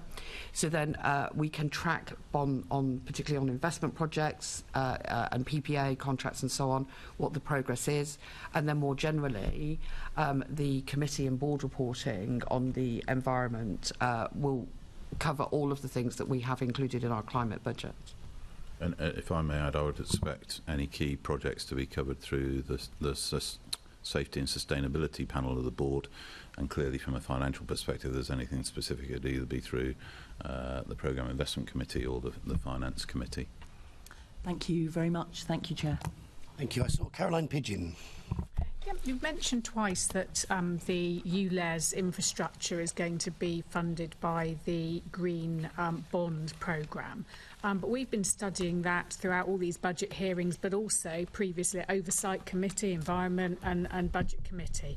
It seems to be at a very early stage. So when are you looking at going out to the market? Is this in the brochure that we've heard will come out at some point with all these projects? Because your scheme is coming in August, so it feels to me that there's an ambition there, but this whole Green Bond Programme has slipped and slipped and slipped as far as I can see this year. That might be a question for our GLA colleagues, as it's a GLA-wide Green Bond Programme rather than a TfL-specific one. I don't know if anyone can comment now or tomorrow. All I can say, Assembly members, is quite imminent on that. I mean, this scheme is the first one to go through that programme, and I'm hoping that there'll be a number of others to be announced. But the governance around it has taken a while to get it up to this speed. And I agree with the comments you make. I'll need to check the exact timings of it, but I believe it's quite imminent now for that detail to be I think we need to understand, because it's got to go out to the market. There's a brochure, isn't there? We've had all these stages we've been discussing in great detail throughout several committees. And is it only going to be this, or are you going to have some other projects alongside it as part of this bond? Or is it a specific bond just for this? I don't know at the moment. This particular one is for this scheme. There are other schemes that are being explored. But they're being done in batches. I mean, it's trying to understand it. I mean, perhaps we can get some urgent clarity on that, because this scheme's coming in August. This isn't, a few years away, getting the investment in. This is months away. I'll take that back to our steering committee. If the green bond doesn't work out, I don't know how it all works. You go to the market, you don't get the interest you want. What are you then going to do? We'll let that sort of thing to back to you on.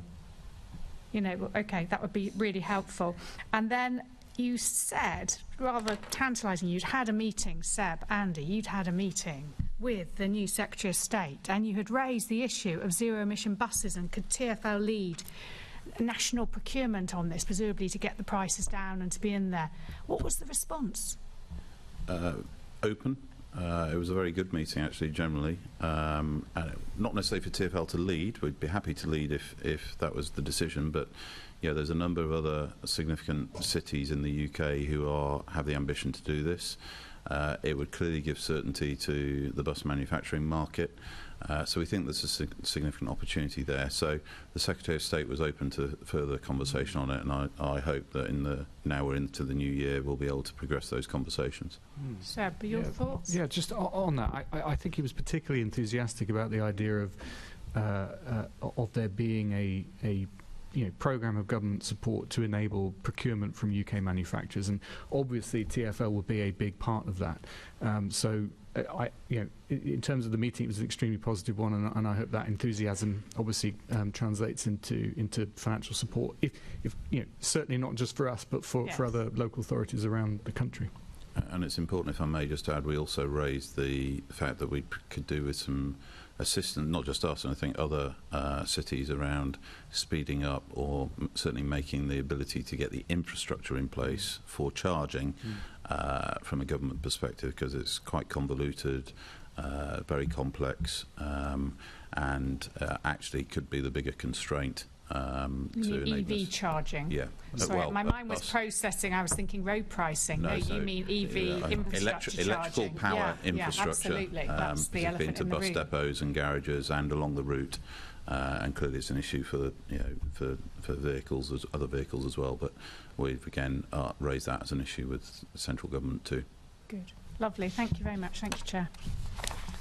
Thank you. Just to pick up on a point from Assembly Member Pigeon there, because there is concern about rushing through any programme and using the green bonds to fund the ULEZ expansion. What conversations have you had around that already? What meetings have been had? How have you set out a strategy for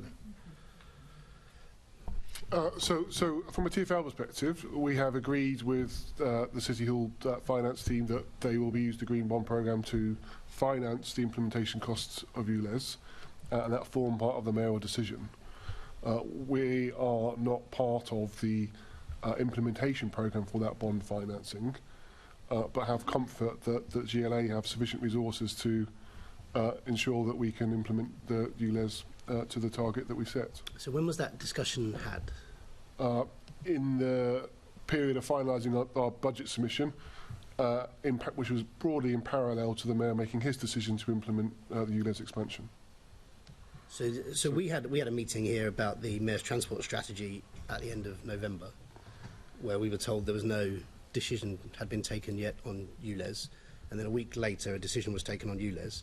So in the space of those 5 working days, TfL had meetings with City Hall to discuss using the green bonds to fund ULEZ expansion. So I can't remember the exact dates, but certainly in parallel to the broader mayoral decision on whether or not to implement the scheme, I and my colleagues were meeting with GLA finance colleagues to ensure that if the mayor did decide to do it, we had a way of financing and funding it. So was there a meeting in that week between the... I don't know. Okay, could you write to us with those dates and let us know when that happened? Because it'll be interesting to know if there was discussions about utilising that green bonds to fund ULEZ before decisions have been taken or results have been seen, as we were told. Well, certainly it didn't prejudice the mayor's decision to ensure there's a way of funding or financing it if he did take that decision. So we had first discussed the possibility several weeks prior to that, but it was finalised at the same time the mayor finalised his decision. Were there any other possibilities discussed for what the green bond could be used for? Not at a TfL level, no. Okay. Sorry. There's a broader process. I think it's probably a conversation that you should have with the GLA central team. But there's a broader process where the functional bodies have submitted bids into the green bond programme, and TfL has been part of that submission process. So there are a number of other options on the table, but the only confirmed one at the moment is the ULEZ expansion. Okay. I think if I may, Chair, I think it would be irresponsible for us not to have done some planning with GLA colleagues in the event that the mayor did make a decision to know how implementation costs would be funded, and that was all this was. So that's not unreasonable, but it'd be interesting to know when those discussions were had and who was in those We can do that, yep. That's fantastic. Just to pick up on something else, which is around TfL fleet. Now, we talked about the buses being moved to being electric, but you've got other vehicles in the fleet. Roughly, how many vehicles have you got in the fleet that are not ULEZ compliant, would you say? Off the top of my head, and we can confirm this, I think it's in the order of 1,200, which range in size from cars through to significant waste recycling refuse trucks. We have made the commitment in this business plan to go to zero emission across all TfL vehicles. Okay. And does TfL have any sort of car usage scheme programme for staff? I don't believe we do, but we are reviewing whether or not that's an option. Clearly, we try and get our staff to use our own services, but clearly, particularly at the start and end of operations, it's difficult. We need to provide alternative means. We do that through staff using their own vehicles, or also we have a staff taxi company. It's about that triple threat that we hear about exactly. Congestion and etc. So, of the 1,200 TfL vehicles that are non-ULEZ compliant, will they be paying the ULEZ charge? I believe they will, but we'll write and confirm that. I'd need to check what number of them are. I think the vast majority of them are ULEZ compliant, but I will, in fact, I'd be surprised if any, but I'll double check. The question I asked 1,200 is the size of the total fleet. We'll confirm how many of those are. Yeah. I'd be very surprised if any are not ULEZ compliant, but we'll confirm that in writing. Okay, thank you. Are there any other questions from colleagues? Super. All right, well, thank you. I'd like to thank our guests for attending this morning and for their answers to our questions. Can I ask the committee to note the report and the discussion? Can we also delegate authority to me as chairman in consultation with party group leaders to agree any output arising from the meeting? Thank you. Agenda item 6 is about the Budget and Performance Committee work programme. Can we note the committee's work programme for 22-23? Fantastic. The date of next meeting is tomorrow in about 20 hours at 10 a.m. in the chamber. And as I have no other urgent business today, that concludes today's meeting. Thank you. Thank you.